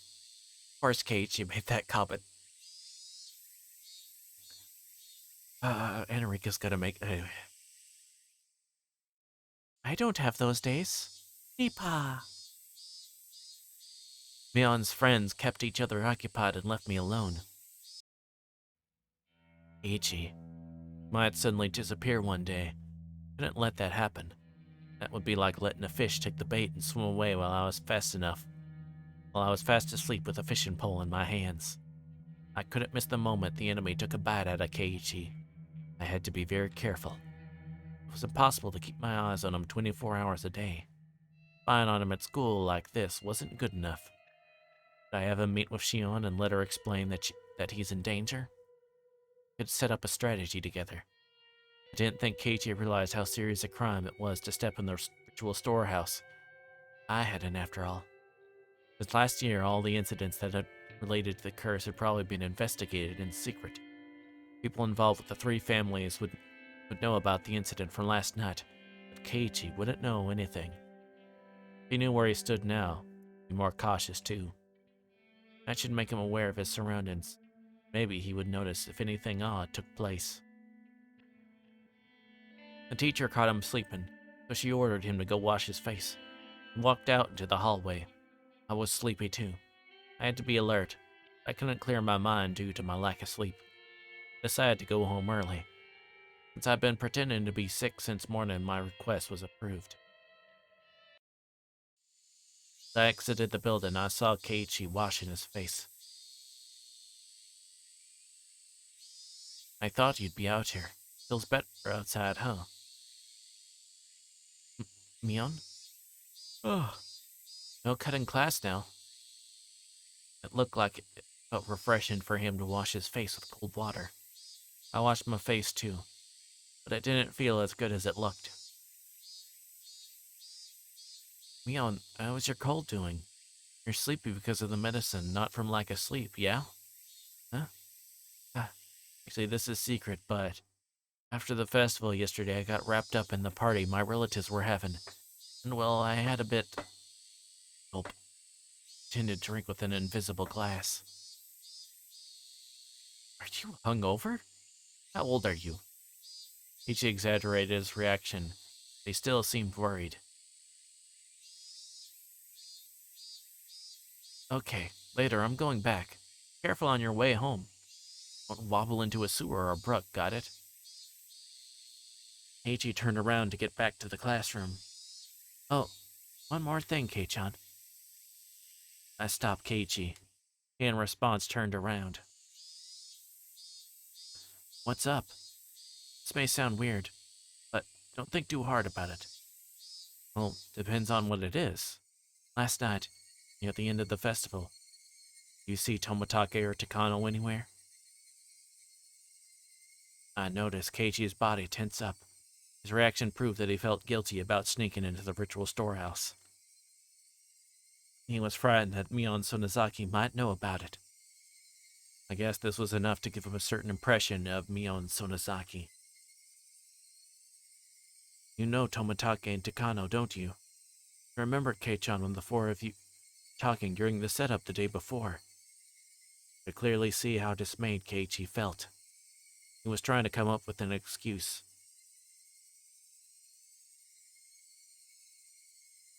I can't remember. I might have seen them or not. He was both a bad liar and a bad actor. He wasn't really that intelligent at all. Well, That would make him a suitable friend for Mion. Insulting them both. That grief, lady. Insulting them both and would come and he was just a brat, unlike Satoshi. Although when it came to lying and acting, Satoshi was at about the same level. Meikashi should be accredited for at least trying to tell a lie. Satoshi wouldn't even have said a thing. Didn't need to be thinking about him right now. See, then, one more question. On the same night, you see Shion? This was a very mean question. Ichi was as perplexed as I'd expected. Didn't you ask me that yesterday? I think I told you that I wasn't sure if I had or not. I'd asked him that yesterday. Must have meant that Mion asked him that question. In other words, he asked him that after he left the storehouse and got back together with his friends. Damn you, Mion. When I asked her, she said she'd had no idea who went into the ritual storehouse. Shit. Did you? Guess I just thought I'd get a different answer if I asked you again. Well, why are you so intent on knowing if I did or not? He was getting defensive. Ichi couldn't hide his panic as he flared up at me. Not important. It's just that there are some people who are speaking poorly of Tomitake Takano, Shion, and Yuke-chan. Didn't really hear what they were saying, though. Ichi was really perplexed now. This wasn't fun at all, but it could still be an interesting game. I don't believe that you were doing something bad. I just wanted to ask a bit about it, so I did. Sorry for making you uncomfortable, okay? Made sure Keiichi felt a sense of crisis, then left. Nobody can tell us apart. We're Miyana and Shion, perfect twins. Notebook page 186.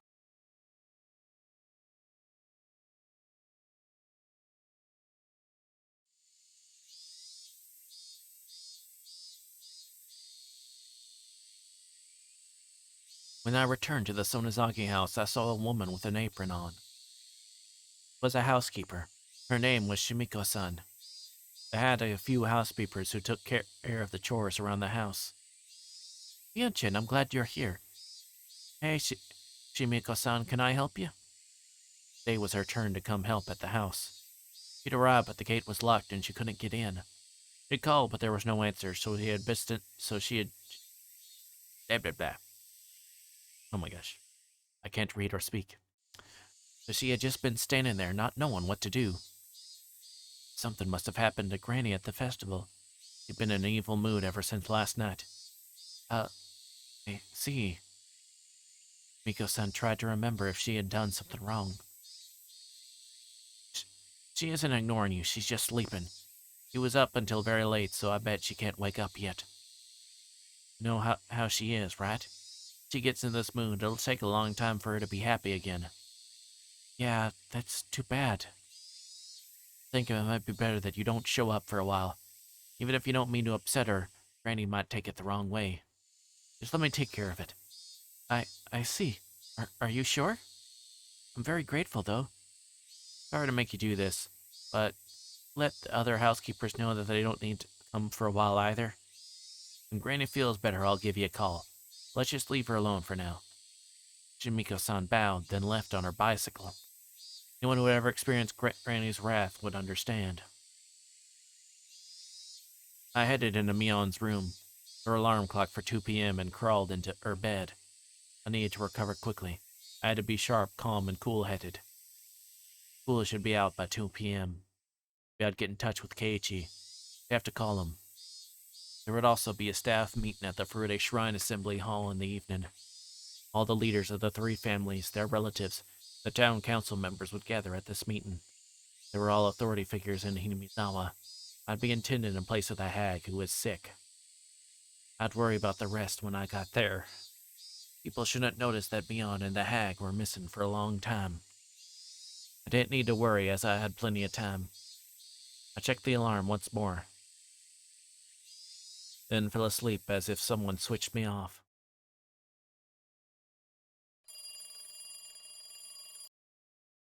Hello?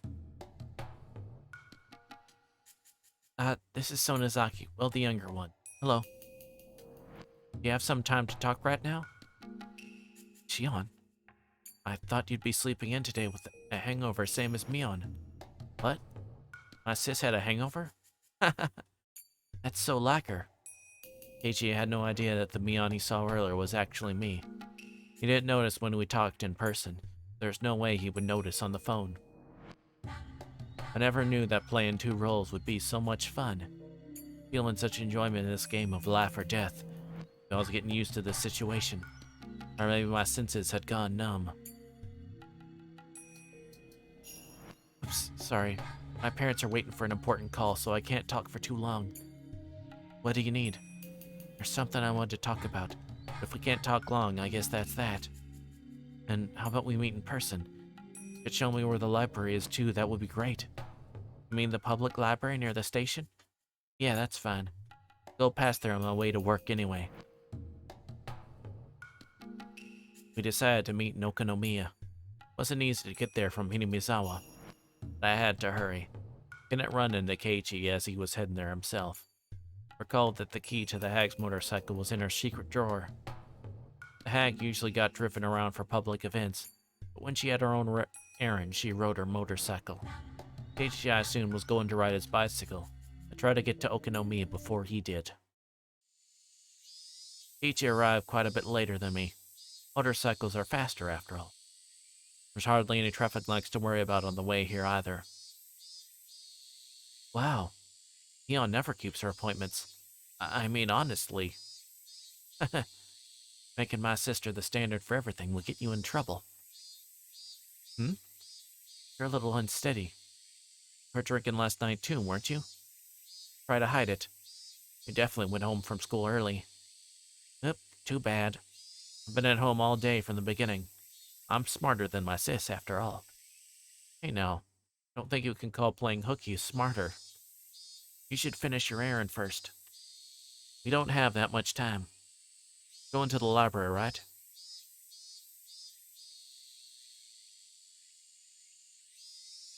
Yeah, thanks. My mom had to return some books by today. Is the library far? No, it's right nearby. I meant it when I said we didn't have much time. I had to hurry a little. I was just going to talk to him on the phone, but I ended up coming all the way to Okonomiya. For our talk, Keiichi would slowly head back to Hinamizawa on his bicycle. I'd have to rush back there while making sure I didn't run into him. Otherwise, I couldn't make it on time for the meeting. Maybe I could be a little late. Since I needed to hear everything we're going to discuss, I didn't want to be.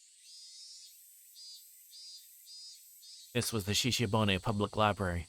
It was sizable, filled with a collection of moldy, smelly books. But they did have air conditioning and it was quiet. The perfect place for when you wanted to be alone. After Satoshi disappeared last year, I came here a lot to think about various things. This was where I first met Takano. Didn't want to run into her with Keiichi in tow. Then I remembered that she was already dead. First floor of the building was occupied by government offices. The library itself was on the second floor, so we had to walk up a huge staircase to get there. I tasted cool air on my skin as soon as I walked through the automated door. Unlike outside, it was very quiet in here. Room temperature was both comfortable and suitable for books. It smelled the scent of old pages. The library smelled the same. Keiichi walked up to the return table after he said so. Because it was a weekday, there was hardly anyone around. It really was very quiet. Going to chat about some ordinary things and then move on to the main subject. Keiichi returned the book, so I invited him to the inner section of the library. Keiichi knew Mion well, but he didn't know me at all. He showed an interest in our life story. Exactly where Takano told me about the true history of Hinamizawa a year ago. I was about to tell Keiichi about things that were very similar to that. God have a sense of irony. Now that you mention it, the toy store looked like it was managed by relatives as well. Does that mean they operate Angel Mart too? I told him the reason why the Sonozaki family was so powerful in this area. Assume that since Keiichi came from the city, There's a good chance he couldn't even begin to understand how one old family could literally control an entire area. Unless I explained to him how powerful the Sonozaki family was, he wouldn't understand what kind of danger was barreling toward him. Family is particularly strong in finance and real estate, and a lot of members of the Chamber of Commerce and Industry either have the last name Sonozaki or are their relatives. There are Sonozakis in the City Council and the Prefectural Assembly too, since they have the Okonomiya area giving them strong electoral support. Wait a minute. This is all escalating pretty quickly. Relatives operate shops in downtown Okonomiya, they're especially strong in finance and real estate. Top of that, a lot of people in the Chamber of Industry are relatives, and there are even some elected to local office. Keiichi counted with his fingers. He was clearly surprised to hear all that about the Sonozaki family. Seemed he was flexible enough to accept even something that sounded outrageous to him. He was starting to understand things, although slowly. The way he viewed Shion Sonozaki was changing little by little, too. There should be enough background info for now. Now I should go on to explain about Mion Sonozaki, the successor. Then I changed the subject, like Takano did with me. Go on to talk about the curse of Oishiro, and then the series of mysterious deaths. So then, the Sonozaki family, it's be famous in the area. Yep. Crazy, isn't it? A fat man with a cigarette suddenly cut into our conversation. Wishi, why was he here? Hello, good afternoon. You wanted a date today? What I would give to be young again. If you thought we were on a date, then why are you bothering us, Oishi-san? My timing. Couldn't be coincidence. Knew this man too well. He was crafty, sly, and clever. His presence here just can't be coincidence. Did he see us somewhere in town and follow us? Why? Do you need something from me, Keiichi, or perhaps the both of us? What I could guess, I didn't think it was me that he wanted something from. It was almost like he was trying to keep Keiichi away from me. I wish he was aware I gave false testimony to protect Satoshi last year. Maybe he didn't think he could talk to Keiichi if I was around. I did wish he need to talk to Keiichi. Must be about the incident from yesterday. I'm sure there were plenty of plainclothes officers at the festival, so they had to have seen who was last with the victims. In other words, Keiichi and me. But Oishi knew I was hard to deal with. That was why he was focusing on Keiichi at present. Why did he have to show up at a time like this? My bar, right? You're one tough guy. You're timing the Sonozaki sisters, are you? No, I'm not timing anyone. Keiichi looked at me, hoping for assistance. He blushed. The way he panicked reminded me of Satoshi. To decide this wasn't going well. Oishi might even start talking about my relationship with Satoshi. I didn't want him to, nor did I want Keiichi to have any preconceptions. Oishi took a quick glance at me. His eyes told me something. He was purposely talking about the things I'd rather not talk about. He was basically telling me to leave or continue on to something that was worse than what they were currently talking about. He didn't use words, but his eyes clearly communicated that anyway. Damn, that big fat weasel. I'm sorry, Kei-chan. I really need to get to my job. Huh? Oh, you do? I realized that I wouldn't achieve anything like this, and if I stayed longer, I'll use my part-time job as an excuse to leave. Oishi looked at me and grinned. Damn it. You won today, but I'll win next time. Wait, didn't you have something to talk about today, Yon? Yeah, I'll see you later. Oh, I'll give you a call after I'm done. Be okay to call at night, right? Yeah, probably okay. Then I'll talk to you later tonight. Bye.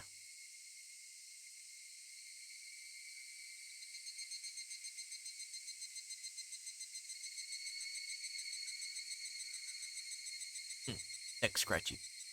Or stretchy, not scratchy. The hag's motorcycle had become my primary means of transportation. My next stop was the staff meeting at the Furude Shrine's Assembly Hall. Thank you for the fluid check.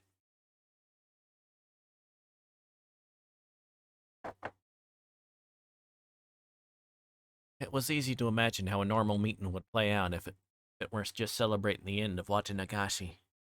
Today's staff meeting was likely to be as strained as the Sonozaki family councils. Yeah, the staff meeting was going to deal with the heart of Hinamizawa. I didn't let my guard down even for a moment. I rested for a while at the house, then left for the meeting. I walked up the long stairs to the Furude Shrine. At the top, I saw some elderly men smoking in front of the hall. They had a minor fire a long time ago. It had been made into a non-smoking area. That Beyond-chan? The heart of the Kimiyoshi family, Uncle Kimiyoshi noticed me and waved. Must not have expected Mion to come alone. Normally it would either been the hag by herself or Mion tagging along as an assistant. Granny's been in a terrible mood since the incident last night. Been staying in bed and won't even let me get near her. They all understood how troublesome she was when in a bad mood. They smiled bitterly in sympathy. You're here as the Sonozaki family representative, then? Has Oryo-san told you anything? Sort of. What did he mean? Has Oryo-san... Blah, blah, blah. What did he mean? Has Oryo-san told you anything? That line by itself didn't really explain much. Staff meeting was usually led by the mayor, the head of the Kimiyoshi family, and he'd asked me as the substitute for the Sonozaki family head if I'd heard anything from her. I then realized who was supposed to lead today's staff meeting. No, Kimiyoshi-san. Do I really have to lead the meeting today? According to the ranking order at the family councils, this substitute for the Sonozaki family head is above the Kimiyoshi family head. In other words, I'd have to lead today's meeting. No way I could do that. Don't worry, I'll do it. You just take a seat, Mion-chan. If there's something you've heard from Oryo-san, let us know, okay? Kimiyoshi-san, why don't we get started? Everyone's here now. The smokers put out their cigarettes and went back into the hall.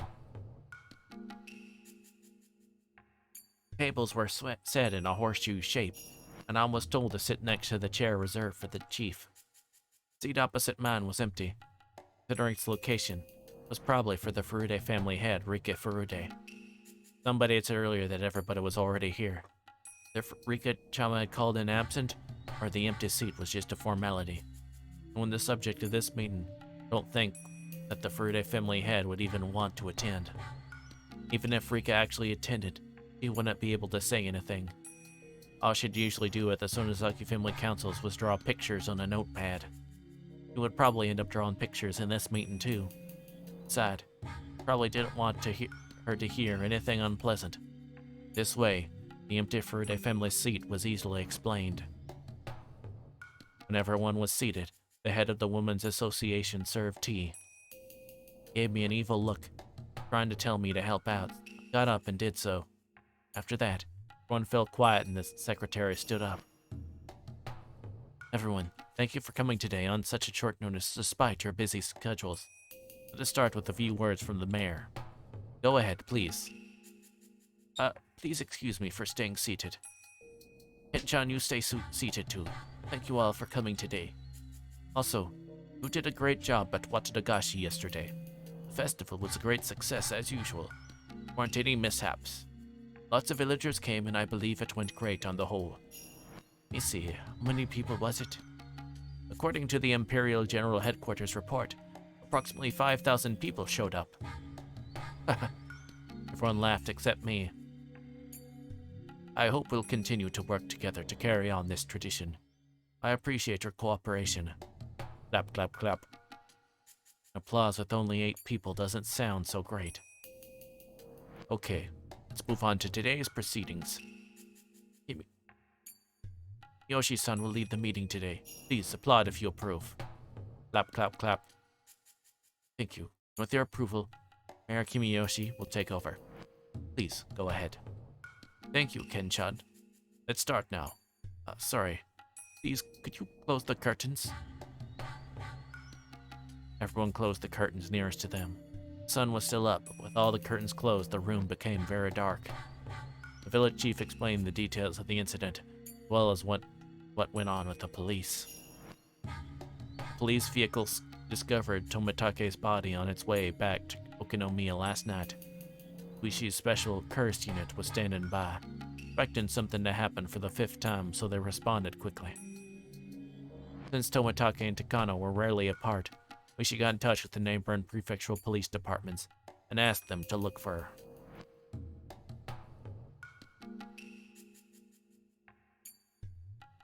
As a result, they found a burned body of a woman in the mountains of the Gifu prefecture, and the body was then identified as Mio Takano. Considering the circumstances, the police ended up labeling the incident as the 5th of the ongoing series of mysterious deaths. When it finished, there was dead silence. I watched to see who would speak first. Nobody said a thing. Then, I noticed Kimiyoshi looking at me.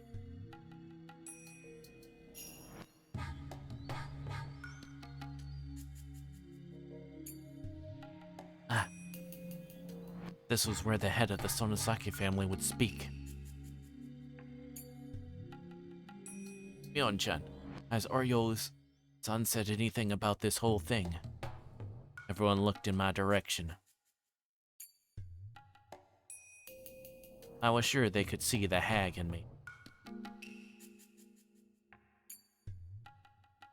I'm Mion Sonozaki, acting head of the Sonosaki family. I'm here in place of Oryo, the current head. Thank you for having me. I became Mion. Tried to become as cold and unfeeling as the Mion I witnessed a year ago. That cold version of Mion was inside of me. That was me. I was her. Unfortunately, the curse of Oyashiro has come to pass for the 5th time. This is deeply regretful.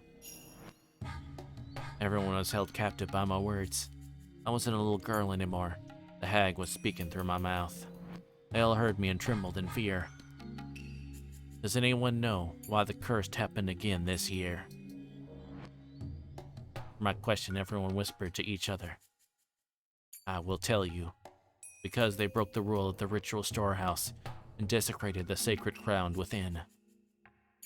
How dare they? You elderly men got up and yelled. Fools, I can't believe this. They deserve to be killed. Yashiro, please calm your anger. How did that happen? Yashiro-sama. This is why we hate outsiders. They just don't think. Just too stupid. They got what they deserved. It was their own fault. The angry old man yelled even as they trembled in fear. Their sudden change scared me more than a little. Even Uncle Kimiyoshi, who was usually so gentle and sweet, came like a demon of war, cursing those who broke the rule of the ritual storehouse.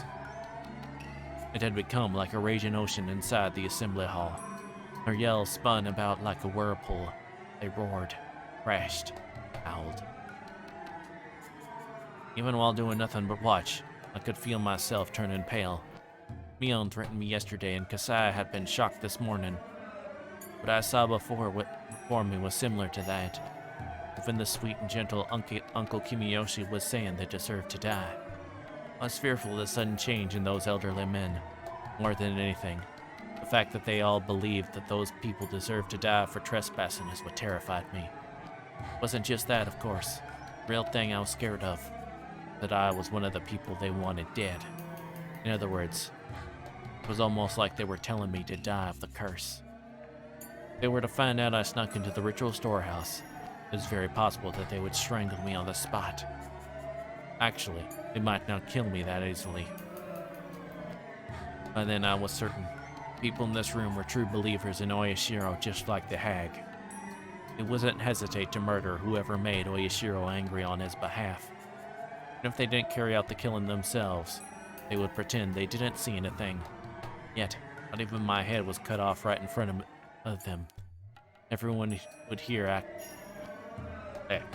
yes, Not even if my head was cut off right in front of them, everyone here would act in collusion and say I never attended today.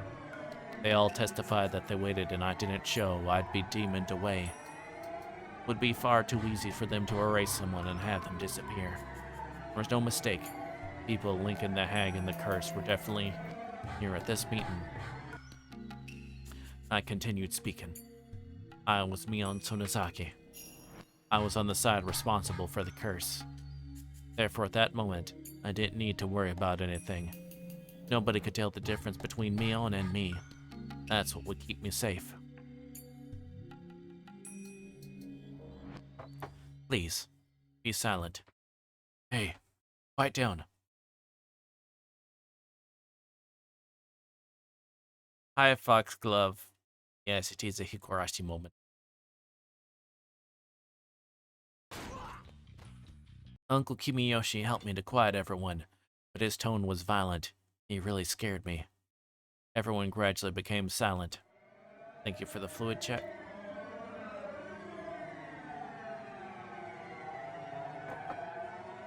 In fact, it was 4 people who snuck into the storehouse. 2 more remain. People once more became restless upon hearing that, but Uncle Kimiyoshi yelled at them again and they settled down. Tomitake and Takano were old enough to be made responsible for their own poor judgment. As a result, the curse of Oyashiro fell upon them immediately, but the other 2 were simply children. The curse has yet to fall upon them, but there will be some kind of punishment. Everyone stayed quiet at that time. It all turned genuinely pale, trying not to miss a word I said. After all, they were all thinking that the kids I mentioned could be their own relatives, or even grandchildren. They all wanted to know who they were to put their minds at ease. The other 2 who snuck into the ritual storehouse were Shion Sonozaki and Keiichi Maibara. I could feel the air getting drier. So dry it almost felt like it was going to start making a cracking noise. Shion Sonozaki has already.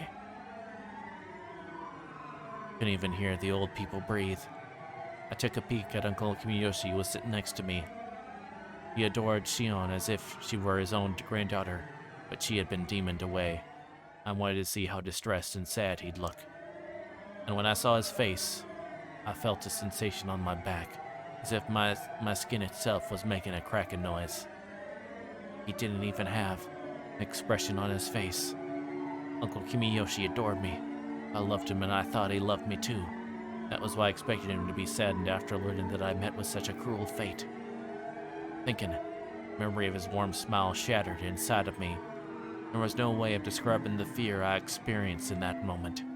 In mere words, he had suddenly changed to someone I didn't even recognize.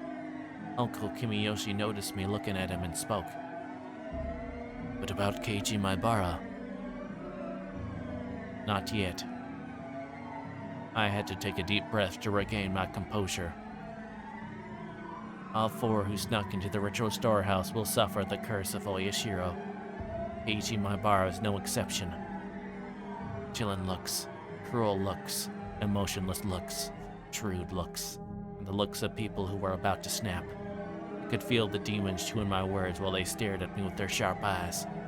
I could see some of them sticking their snake-like tongues in and out. I could see flames in some of their eyes. They were memorizing the names of the intruder the curse had yet to fall on. And so the meeting went on. We were told not to tell the police too much, report what they asked us, to hold another meeting whenever something of significance happened. Something unexpected took place. We were to get in touch with either the head of the Kimiyoshi family or the head of the Sonozaki family for instructions on what to do. Those closing remarks, the meeting was over.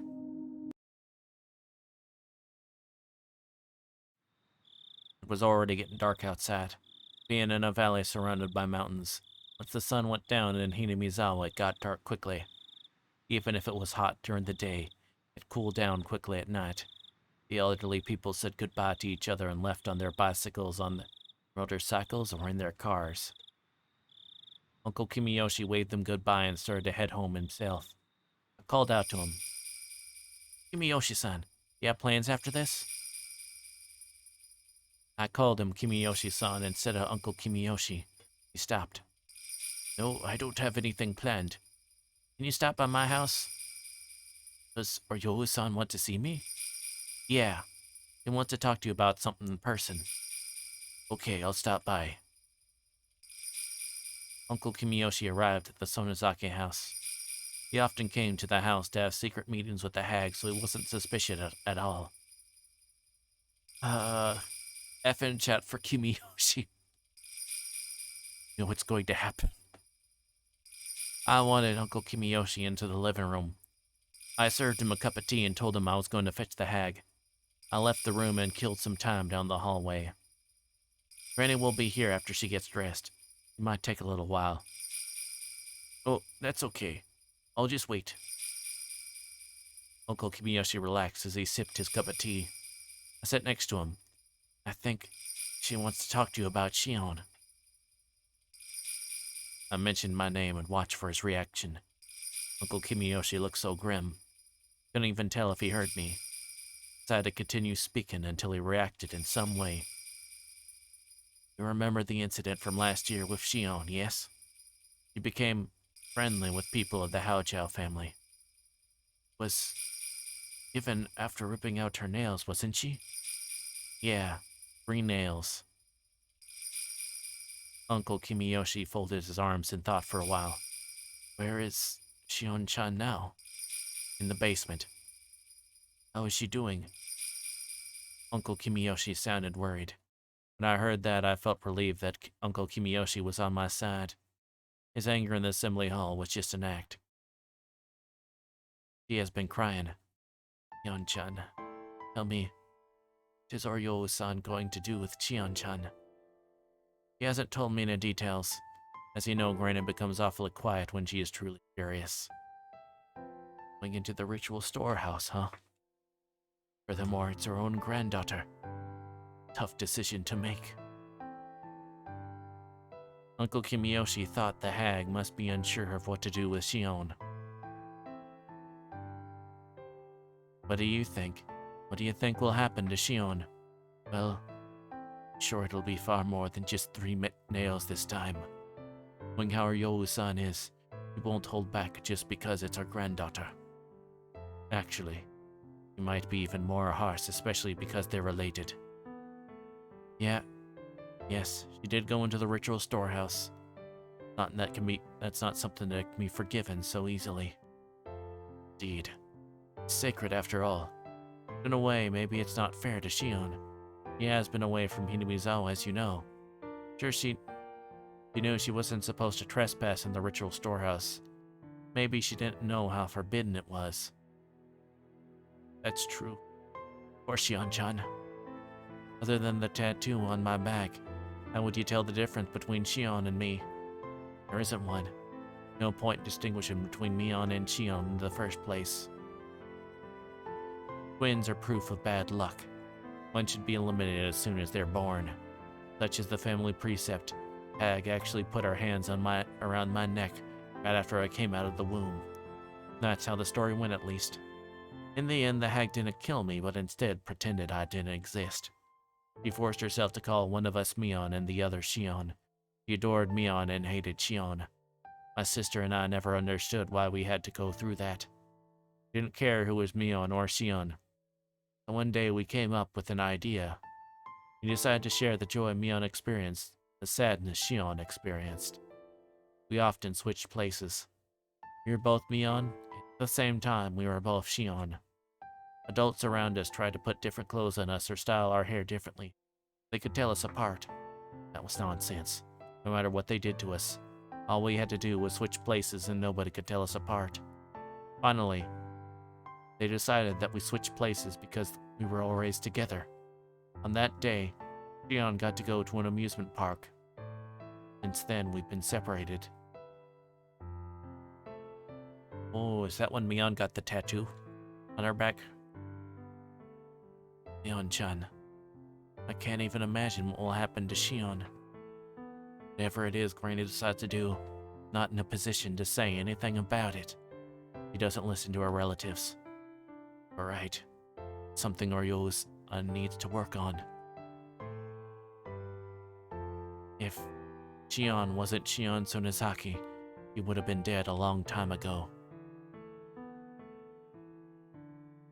I can't even begin to imagine what kind of punishment might be equal to death. And if she isn't killed, we'll probably never see the light of day again. In other words, she'll be demoned away. Shion-chan. Does Shion-chan regret what she has done? Yeah. In response, Uncle Kimiyoshi tapped my shoulder and then slapped his own chest. He smiled reliably. Don't worry. Shion-chan feels bad about what she has done. She won't be demoned away. Leave it to me. Really? I'm sure Yo-san will be furious to hear me say anything, but I won't give up. I'll explain to her that Shion-chan regrets what she... Oh, I'm sure Yo-san will be furious to hear me say anything, but I won't give up. I'll explain to her that Shion-chan regrets what she has done, and I'll beg for her forgiveness. Tears began to fall from my eyes. I knew it. Uncle Kimiyoshi was my ally after all. He said he would forgive Shion. He was my ally. I was so very happy.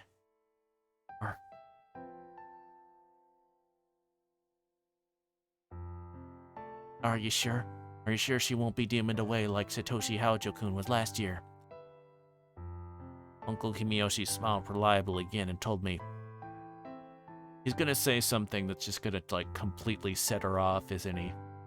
Is it? Yep.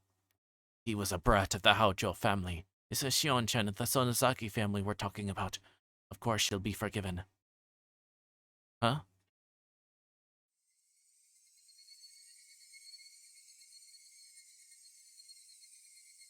A brat of the Haojo family. Are you talking about Satoshi? Last year's victim? It's Haojo people. Were traitors who tried to sell out the whole village. Of course he got demoned away. He was a Haojo after all. Huh? Huh? Huh? The Haojo people should all be cursed. Only people like them get demoned away. Shion-chan will be okay. Won't happen to someone like her. Uncle, didn't Shion take care of that for Satoshi last year? Wasn't he supposed to be forgiven? Take care of that? What do you mean? Remember 3 nails? You removed 3 of her nails. Kasai, Uncle Yoshiro, and then Satoshi. 3 people. Remove 3 nails for 3 people.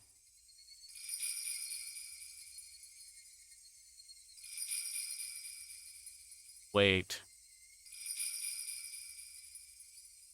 If something was supposed to really cover for Satoshi, it would have been 4 nails. The 3rd nail was just for her. Eh? That was why it was 3 nails, huh?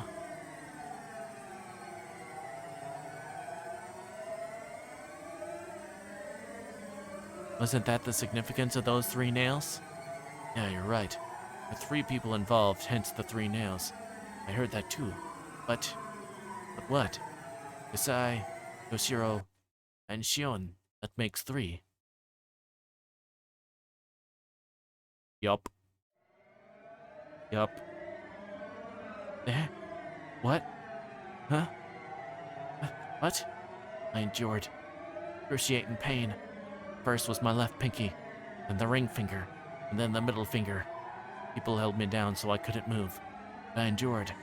To endure 3 nails. I didn't know which nail was for Satoshi. My middle finger was for Satoshi.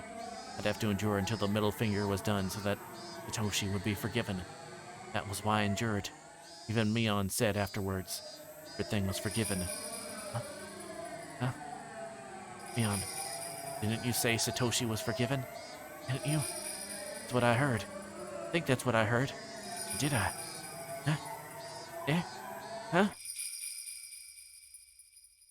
I felt the air move. There shouldn't have been a breeze in that room, but I felt it anyway. Cool air stroked the back of my neck. That was when my true self stood right behind me and nodded. Although there was no wind, my hair billowed. The burning wickedness buried deep inside my eyes became visible. Why do you think Satoshi Haujo got demoned away? Eh? Satoshi's parents did in fact try to sell out the village. They deserved the curse of Oyashiro. But Satoshi was simply their son. What has he done? Mion, I'm asking you what kind of crime Satoshi committed.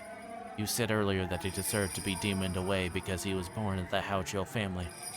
What has he done to deserve being demoned away? Kimiyoshi didn't know what to say to the sudden question. He seemed dismayed. Didn't hear her say it, but I know. It was Ryo Sonozaki's decision. He decided that the curse of Oyashiro would fall upon all the Haujos. Wait. Mion-chan, that's not true. She didn't she decide that? No, she didn't. Curse of Oyashiro falling upon the Haujo family. I do remember talking about something like that, but we never decided that. Nobody did.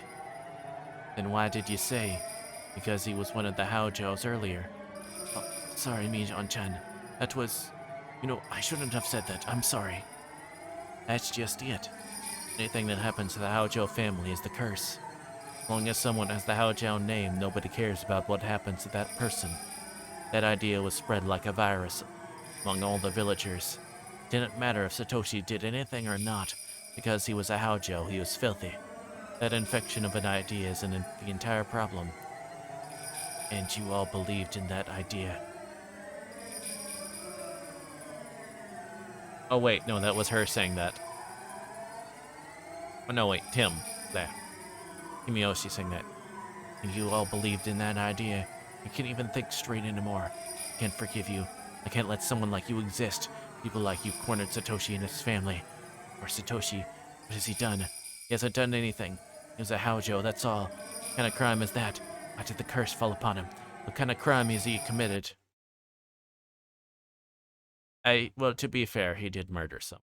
Although it was his aunt, but he was evil and abusive, but it was still a murder.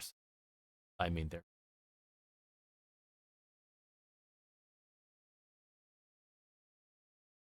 don't blame him, but him. Kimiyoshi's upper body bent backward and fell onto the floor. That. Put my stun gun back in my pocket.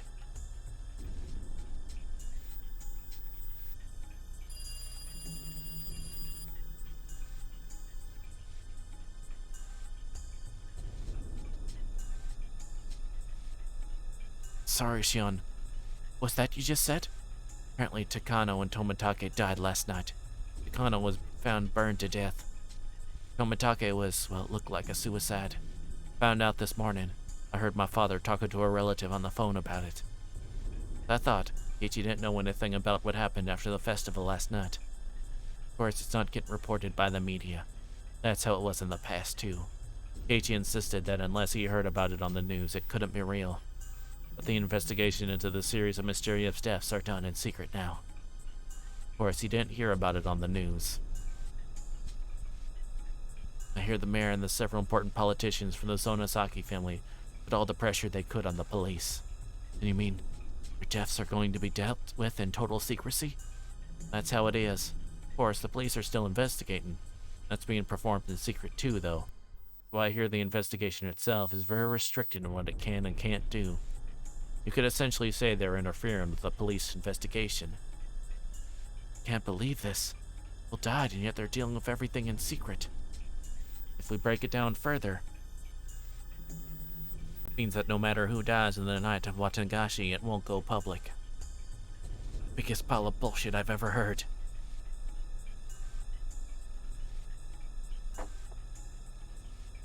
Kei-chan, remember how I said before that the villagers could be the ones carrying out Oyashiro-sama's curse? That's what I mean. At some point, a tradition was created here in Hinamizawa, where every year you're allowed to kill someone on the night of Watanagashi. Yeah. That's the truth about the series of mysterious deaths in Hinamizawa, also known as Oyashiro's curse. On the day of Watanagashi, 2 people will be killed. The perpetrators are using the curse of Oyashiro as an excuse to kill one victim and make another disappear. That's why the curse of Oyashiro takes place. That's what happens in Hinamizawa. And that's what happens with the curse. What Kimiyoshi said is all true. Infecting everyone with the idea that the enemy from the damn conflict deserved to die was the root of all this. That was the system of fake commands used in the Sonozaki family created by its head, Ryo. Wait. Hold on.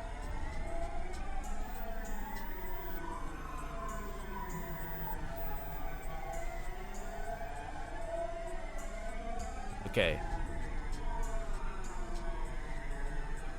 I just need to re-read because now since it's okay. Now we're sure that Kimiyoshi actually said this. As long as someone has the Haojo name, nobody cares about what happens to that person. Or like a fire among villagers, doesn't matter Satoshi did or anything. Because he was a Haojo, he was filthy. That infection of an idea is the entire problem. Well,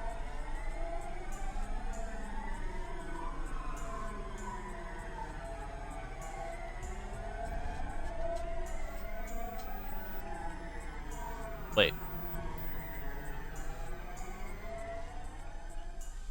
Okay, no, he didn't say that. That was not done in quotations.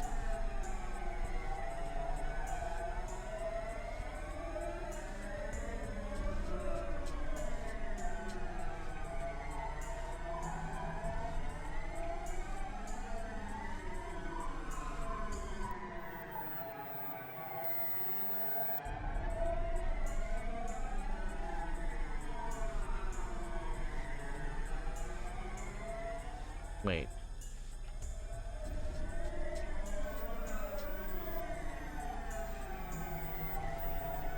Then it's kind of sounding like she kind of... Maybe she's extrapolating things that doesn't happen. And there's an element of truth in it, but...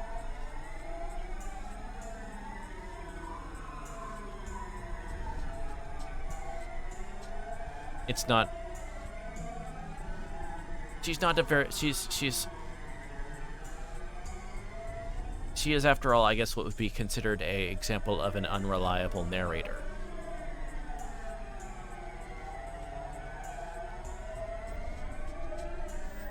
Okay, back to words.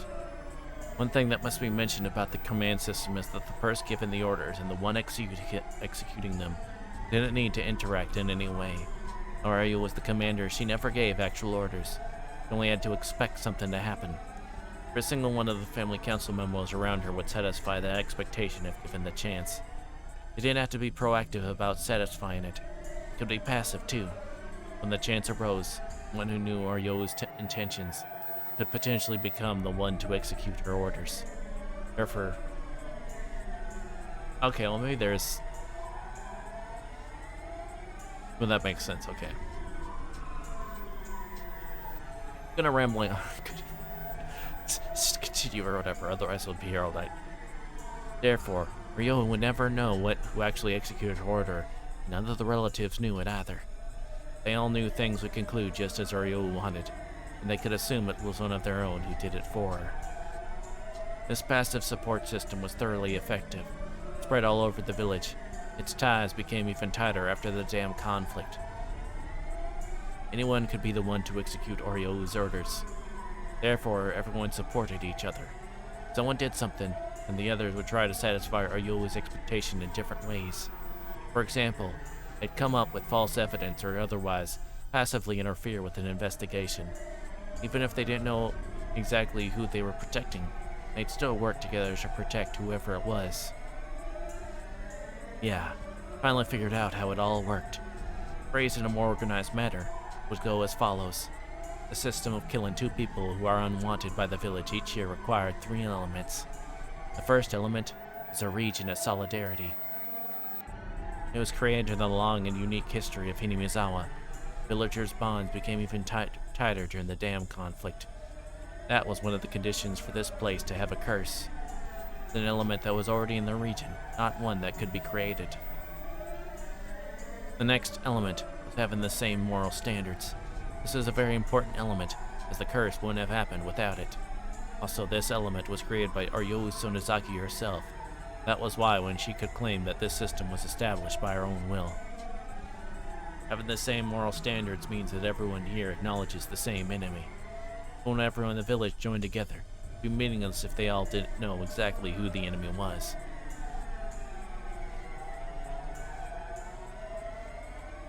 During the dam conflict, Ryo Sonozaki made the identity of the enemy very clear to everyone. They could just say that they were against the dam construction and that the government was their enemy. That wasn't clear enough. Government didn't really pinpoint who the enemy was. Ryo made enemies at the construction site itself, and therefore its manager. He chose targets that the villagers could see with their own eyes. They were clear and easy to understand. The villagers acknowledged that everyone at the dam construction site was their enemy. That construction site manager was the enemy commander. Using the same method, she labeled one after another as an enemy of the village, practically cataloging a list of enemies to print into the villagers' minds. Earlier, I had used the term infectant for this phenomenon. Those infected by this idea were the people unconsciously given the orders to commit murder. When the infection spread across the village, when all of Hinamizawa's residents acknowledged the same enemy, that's when Hinamizawa itself became a murderer. Ryo combined these two elements, a solidary region and having the same moral standards, then selected the enemy and spread that notion throughout the village. The law would normally punish both the one who committed the crime and the one who gave the order, but Ryo's system didn't require an order at all. Ryo just had to become concerned about the enemy she had pre-selected. That alone wouldn't cause the curse to take place. Ryo's concern was like a safety device. Even when the safety device was off, the curse wouldn't occur unless there was a finger to pull the trigger. And the last necessary element was to set a date for the execution, the night of Watanagashi, the night to venerate Oyashiro, guardian deity of Hinamizawa. On that night, the curse of Oyashiro falls upon two enemies of the village and they disappear. Everyone in the village acknowledged that as fact. In other words, the same incident took place on any of the other 364 nights of the year. It would be nothing other than a murder case. But if it happened on the night of Watanagashi, it would transform into the curse of Oyashiro. The idea that villagers are allowed to kill their enemies on the night of Watanagashi had infected them. The villagers were the cells of this huge creature called Hinamizawa, and each cell would be taught who the enemy was. Set date was basically a green light for whoever was in the best position to kill the enemy. That was the truth of the curse of Oyashiro. Therefore, the one who actually killed Satoshi isn't my enemy. The one who set up this murder system, the one who named Satoshi's family as the enemy, is my enemy. To use a broader definition, Hinamizawa itself, and the very system of Oyashiro-sama's curse, is my enemy. I already killed the hag, the one who designed the system. Kimiyoshi, the one whose job it was to infect the villagers with the system, was already in my hands. I just had to find out who else was involved and how much. Like pulling a weed while being very careful not to break its root. I announced that Keiichi was one of the people who snuck into the shrine storage. I was certain the fact had already spread throughout the underside of the village. In other words, Keiichi was an object of the curse of Oyashiro now. Kano and Tomitake were found dead, having been killed in gruesome ways. That was the curse of Oyashiro. In that case, they could demon away 2 more people as sacrifices to calm the anger of Oyashiro. A set date for the curse was already over. Just like what happened to Satoshi, demoning away was allowed a little extra time. Something would happen to Keiichi within a few days. I'd wait patiently, carefully not to let my enemy slip. Simply take Keiichi, a bait. Keiichi had been yelling on the other end of the phone for some time. He kept yelling that he didn't want to go into the ritual storehouse to begin with. He claimed he was simply invited by Takano and me. He shouldn't be in danger because of that, he said. He was feeling a sense of crisis and tension. This was going to work. The livelier the bait, the easier it is to spot. How the hell did you do that? You didn't have anything to do with this. Well, you do. What are you going to do, damn it? How are you going to take responsibility for this? Huh? Hey, are you listening? Shut up, I've heard enough of your pitiful tears. I hung up the phone. No point in talking to him when he got like that. Besides, I'd already achieved my goal, which was to make him realize the danger awaiting him. I took a deep breath, then called the house of the village chief. Hello? Kimiyoshi residence. This is Sonozaki. So, did you find the mayor? Oh, it's you, Bion-chan. Been calling everyone, but no luck. Can't find him. Don't know who else to call. Wonder where he is. Called a few places too, but nothing. I talked to Granny and she says we should have the youth group look for him. This time of day? Besides, we aren't even sure if he's really missing. Right after Nagashi. He just thinks we should be cautious. The youth group can't find him. We should call the police first thing in the morning. We'd rather not get the police involved unless we have to, though. Ryo-san say that? Yeah. If you don't believe me, I'll have her get on the phone. Oh no, I understand. Okay, we'll gather the youth group and look for him. If they can't find him, we'll call the police in the morning. Please call the leader of the youth group then. I'll be right over in Granny's place. Thank you. I'll get everyone together right away. Okay, see you later. The youth group had gathered at the Furude Shrine. They were going to try to find the mayor. I also had to go in the absence of the hag.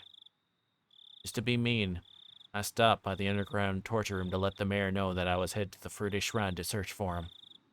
Incidentally, according to the tab on the keychain, this underground torture room was actually called the Underground Storehouse for Ritual Implements.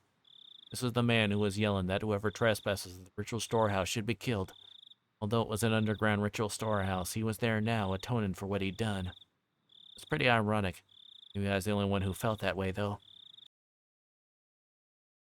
How are you doing, Uncle Kimiyoshi? Clink. Kimiyoshi didn't say a word, but he made a noise with the chain. Everyone is making such a fuss because they can't find you. Family called me, so I suggested they gather the youth group to look for you. I'm heading over there now. This mean or what? Kimiyoshi could only make noise with the chain, and even express an emotion other than anguish. The chain's too short. I'll make it longer every time you give me an answer to a question. If it's even a little longer, you'll feel better. Kimiyoshi's hands were tied behind his back with a tight wire. He was wearing a leather collar with a chain which was strapped tightly around his neck, too. The collar's chain was on a pulley attached to the ceiling, with the chain pulling him toward it. The chain was very short and pulled very tight. Kimiyoshi had to stand on tiptoes to be able to breathe. He had been like that for almost an hour already. Oh my gosh, you psycho bitch. Although that should be already obvious, but yeah, anyway. He was already exhausted. If I left him overnight, he'd probably end up hanging himself. You told me earlier that you didn't know, but I'll ask you one more time. Please, tell me anything you know about Satoshi Haujo. Ooh. Oh, sorry. You can't even talk, can you? I'll loosen the chain a little while we chat then. I turned the pulley just a little to loosen the chain that was pulling on Kimiyoshi's neck. Kimiyoshi's heel finally touched the ground, relieving the pressure on his muscles. I really don't know, Shion-chan. I really don't. Don't you even know if he's dead or alive? They don't know anything. Well, I guess that's how the curse system of Hinamizawa works. It's possible you really don't know anything. Okay, then I'll change the question. As the head of Kimiyoshi family, I would like you to tell me what you think has happened to Satoshi. Is Satoshi dead? Or alive? Kimiyoshi didn't know what to say. He said he didn't know I'd tighten the chain and leave the room. It would be like a death sentence for him. But all I said is I wanted to speak with him as the head of the Kimiyoshi family.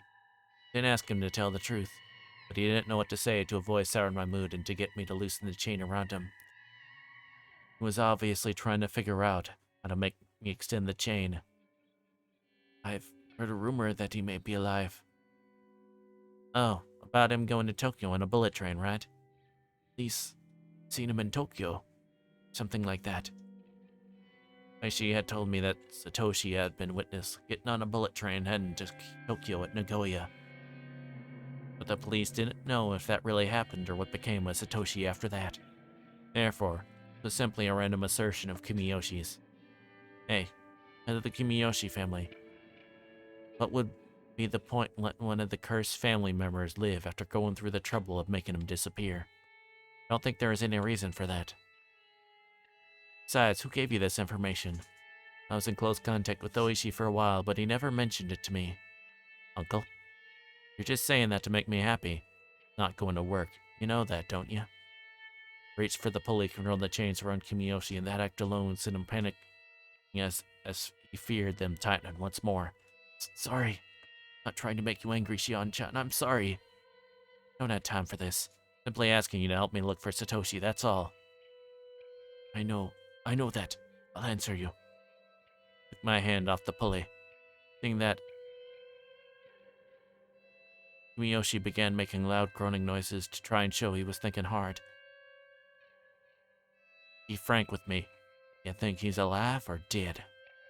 I think you shouldn't think he is alive. That figures. No point in letting him live, right? I agree with you. I really didn't mean anything too deep by it, but what I said truly scared Kimiyoshi.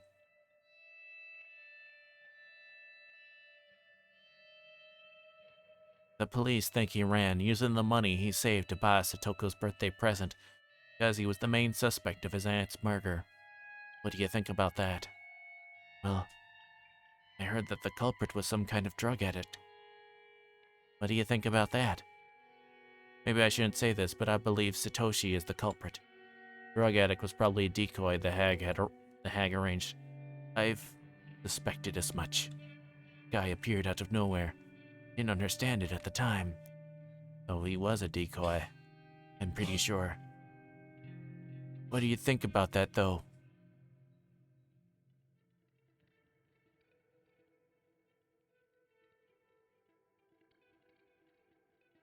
What do you think about that, though? The police were investigating the case, and the Satoshi was the primary suspect, wasn't he? He was going to be demoned away. He didn't want the police to continue the investigation, I guess. What Kimiyoshi just said is very interesting. He's perfectly correct. Police continued their investigation. It would complicate things for whoever demoned away Satoshi. Therefore, the hag came up with a decoy in order to bring an end to the investigation. But fabricating a suspect can't be that easy, don't you agree? The only person who can do things like that is Oryo-san. I knew the hag was very powerful in the underside of Hinimazawa, but I never knew she was that powerful. I'm sure you've heard quite a few rumors during the dam conflict. Didn't you also hear things directly? There's a dragon in my wagon, and I don't mean to be bragging about the best tail wagon dragon in a wagon you could meet. Thank you very much for the follow, Rona Oriri. Thank you very much. Try the rest of the stream. During the dam protests, I actually saw them issuing orders to my relatives. Like, destroy their heavy machinery. Or, can we set up a checkpoint to blockade their construction vehicles?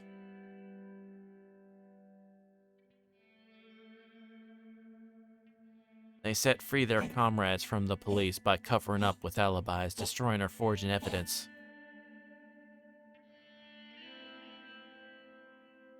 I had seen relatives do those things, as well as the hag calling in counselors to the house to protest. Child, I was pretty impressed. When I thought back, it was more than that. He was truly the mastermind who controlled the underside of the world.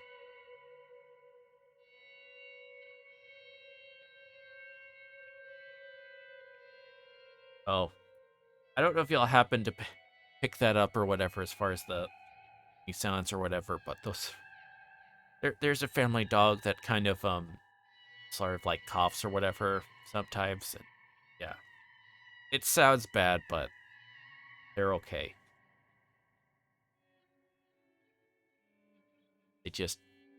I keep an eye on them. Fine.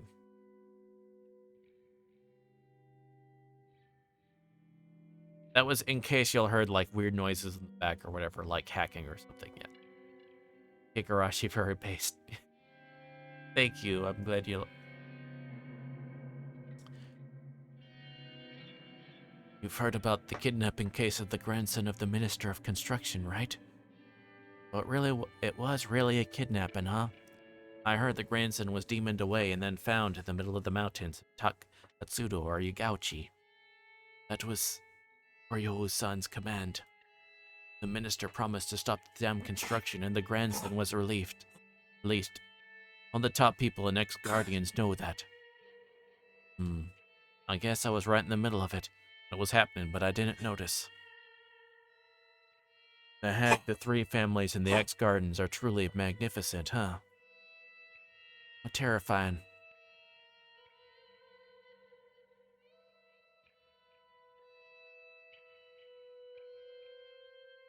Kimiyoshi finally realized the situation was in and was answering my questions. That made me happy, but...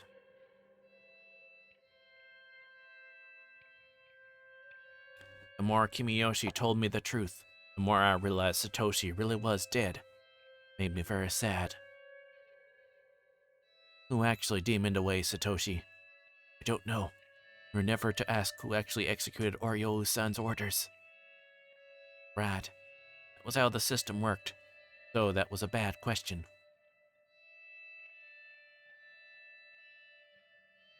Whoever it was did a great job because his body hasn't been found. That's not easy.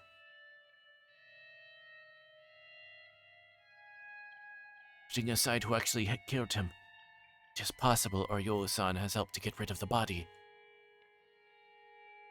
No, wait, okay, that was reverse.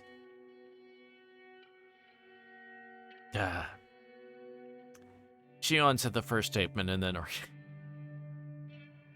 someone needs sprites, okay?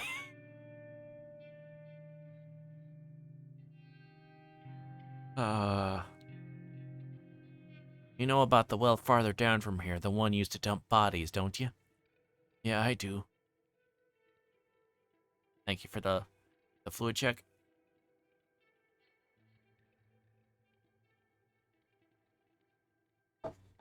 Yeah, I do.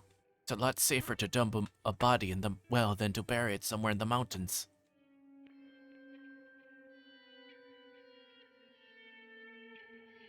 Whoever disappears becomes a sacrifice to calm the anger of Oyashiro. That was the rule of this game. Therefore, the bodies must never be discovered. That's why the bodies had to be dumped somewhere nobody could find them. Okay, hold on a second.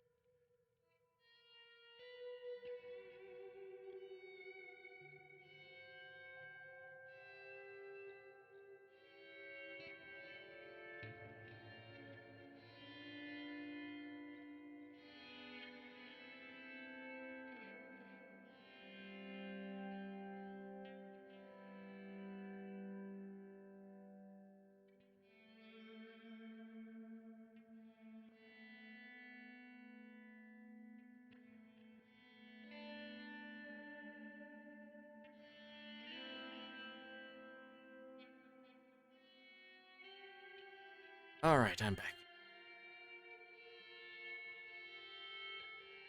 Hang on.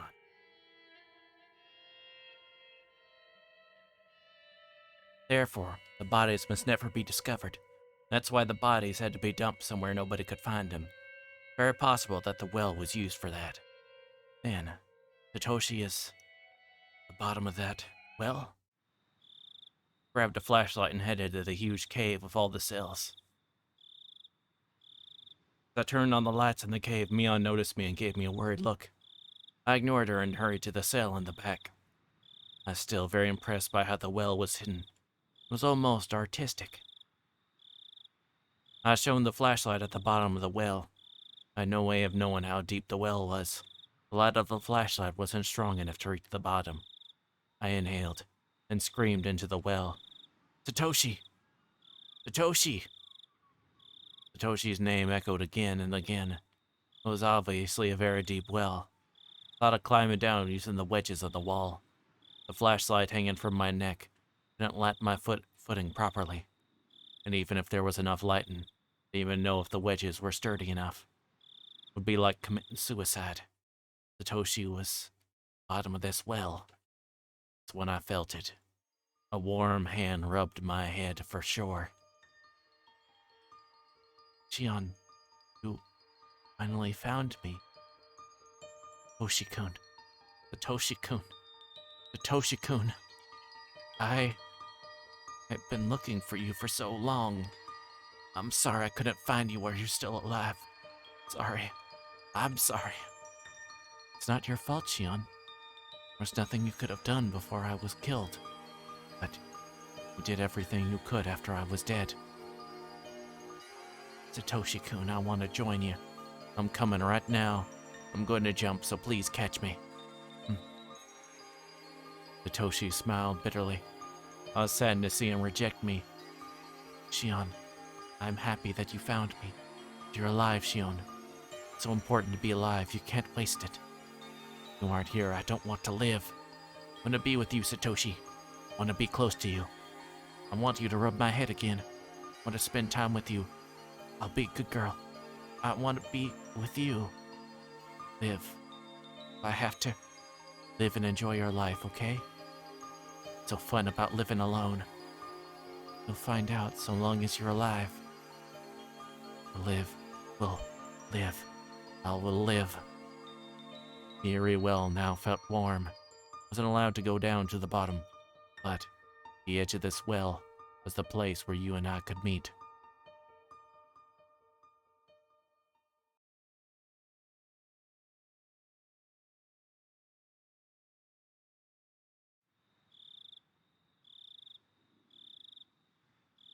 Mion. Satoshi, I found him. At the bottom of the well, isn't he? I think so. Can't think of anywhere else he'd be. Mion started to sob. You weren't there when Satoshi was killed, were you? No. You were there. You begged the hag to forgive him. Yeah. I begged her to let him live. Liar. Eh? Liar. On that day a year ago, I just recalled how cruel Mion was then when she forced me to rip out my nails, acting in her role as the successor. Even if she was there when Satoshi was killed, she wouldn't have stopped being the successor. Satoshi was brought to the torture room. When he saw Mion, I'm sure he thought she would save him. Even as he heard the family read out his death sentence, I'm sure he looked at Mion and believed that would save him. He believed Mion was acting that way only because she was with her relatives. He believed she would help him, but he didn't do anything. He was strapped to a restraining device, yet she still wouldn't do anything. Mion was cruel. Mion, about time to help me.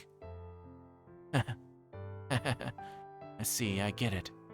You're with the rest of the family members, so you can even show a hint of compassion. That sucks.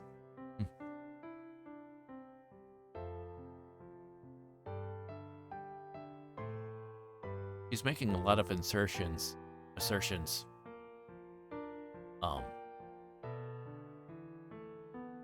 That also previously that contradicts who she would said was cruel, the cruel one. Help him. Help him. Why? Why didn't you help him? You saw him looking at you, begging to help him, didn't you? Why didn't you help him? Even when he was going through a rough time because of his awful aunt, you didn't help him. You pretended to sympathize, but you didn't help him. You ignored him.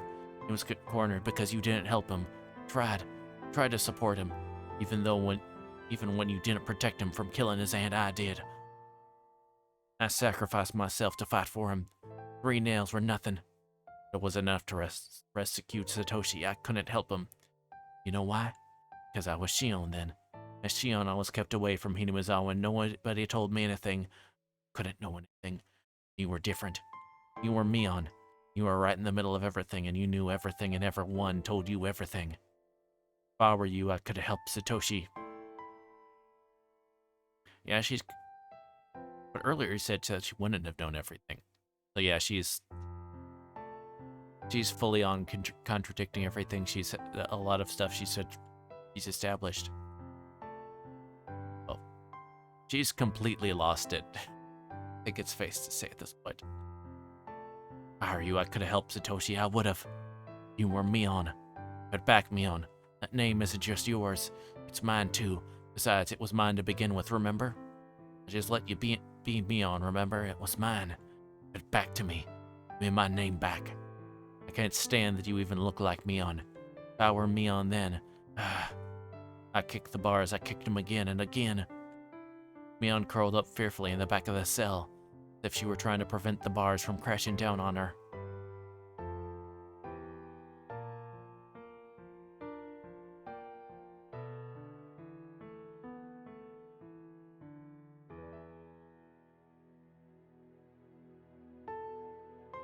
You have received new tip. Notebook, page 180.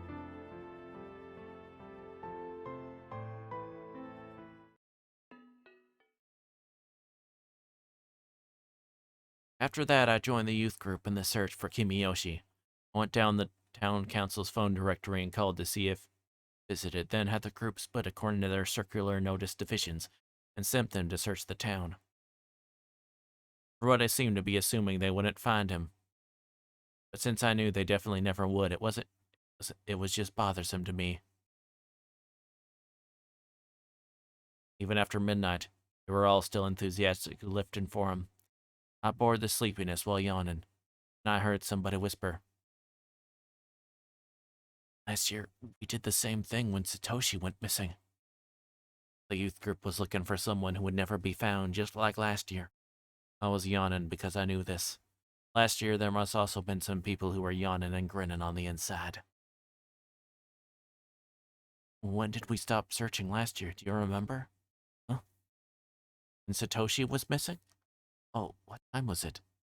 Yes, that was around midnight. It was already 2 in the morning. Although they spent this much time searching for Kimiyoshi, they didn't do the same when Satoshi went missing. After all, some people knew they wouldn't find him. They must have been sleepy. Must have said they should leave it to the police. Shit, I'm gonna kill the people who said that.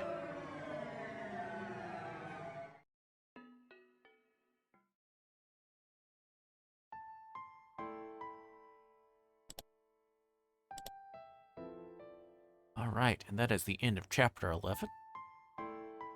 Which, so I hope you'll enjoyed that.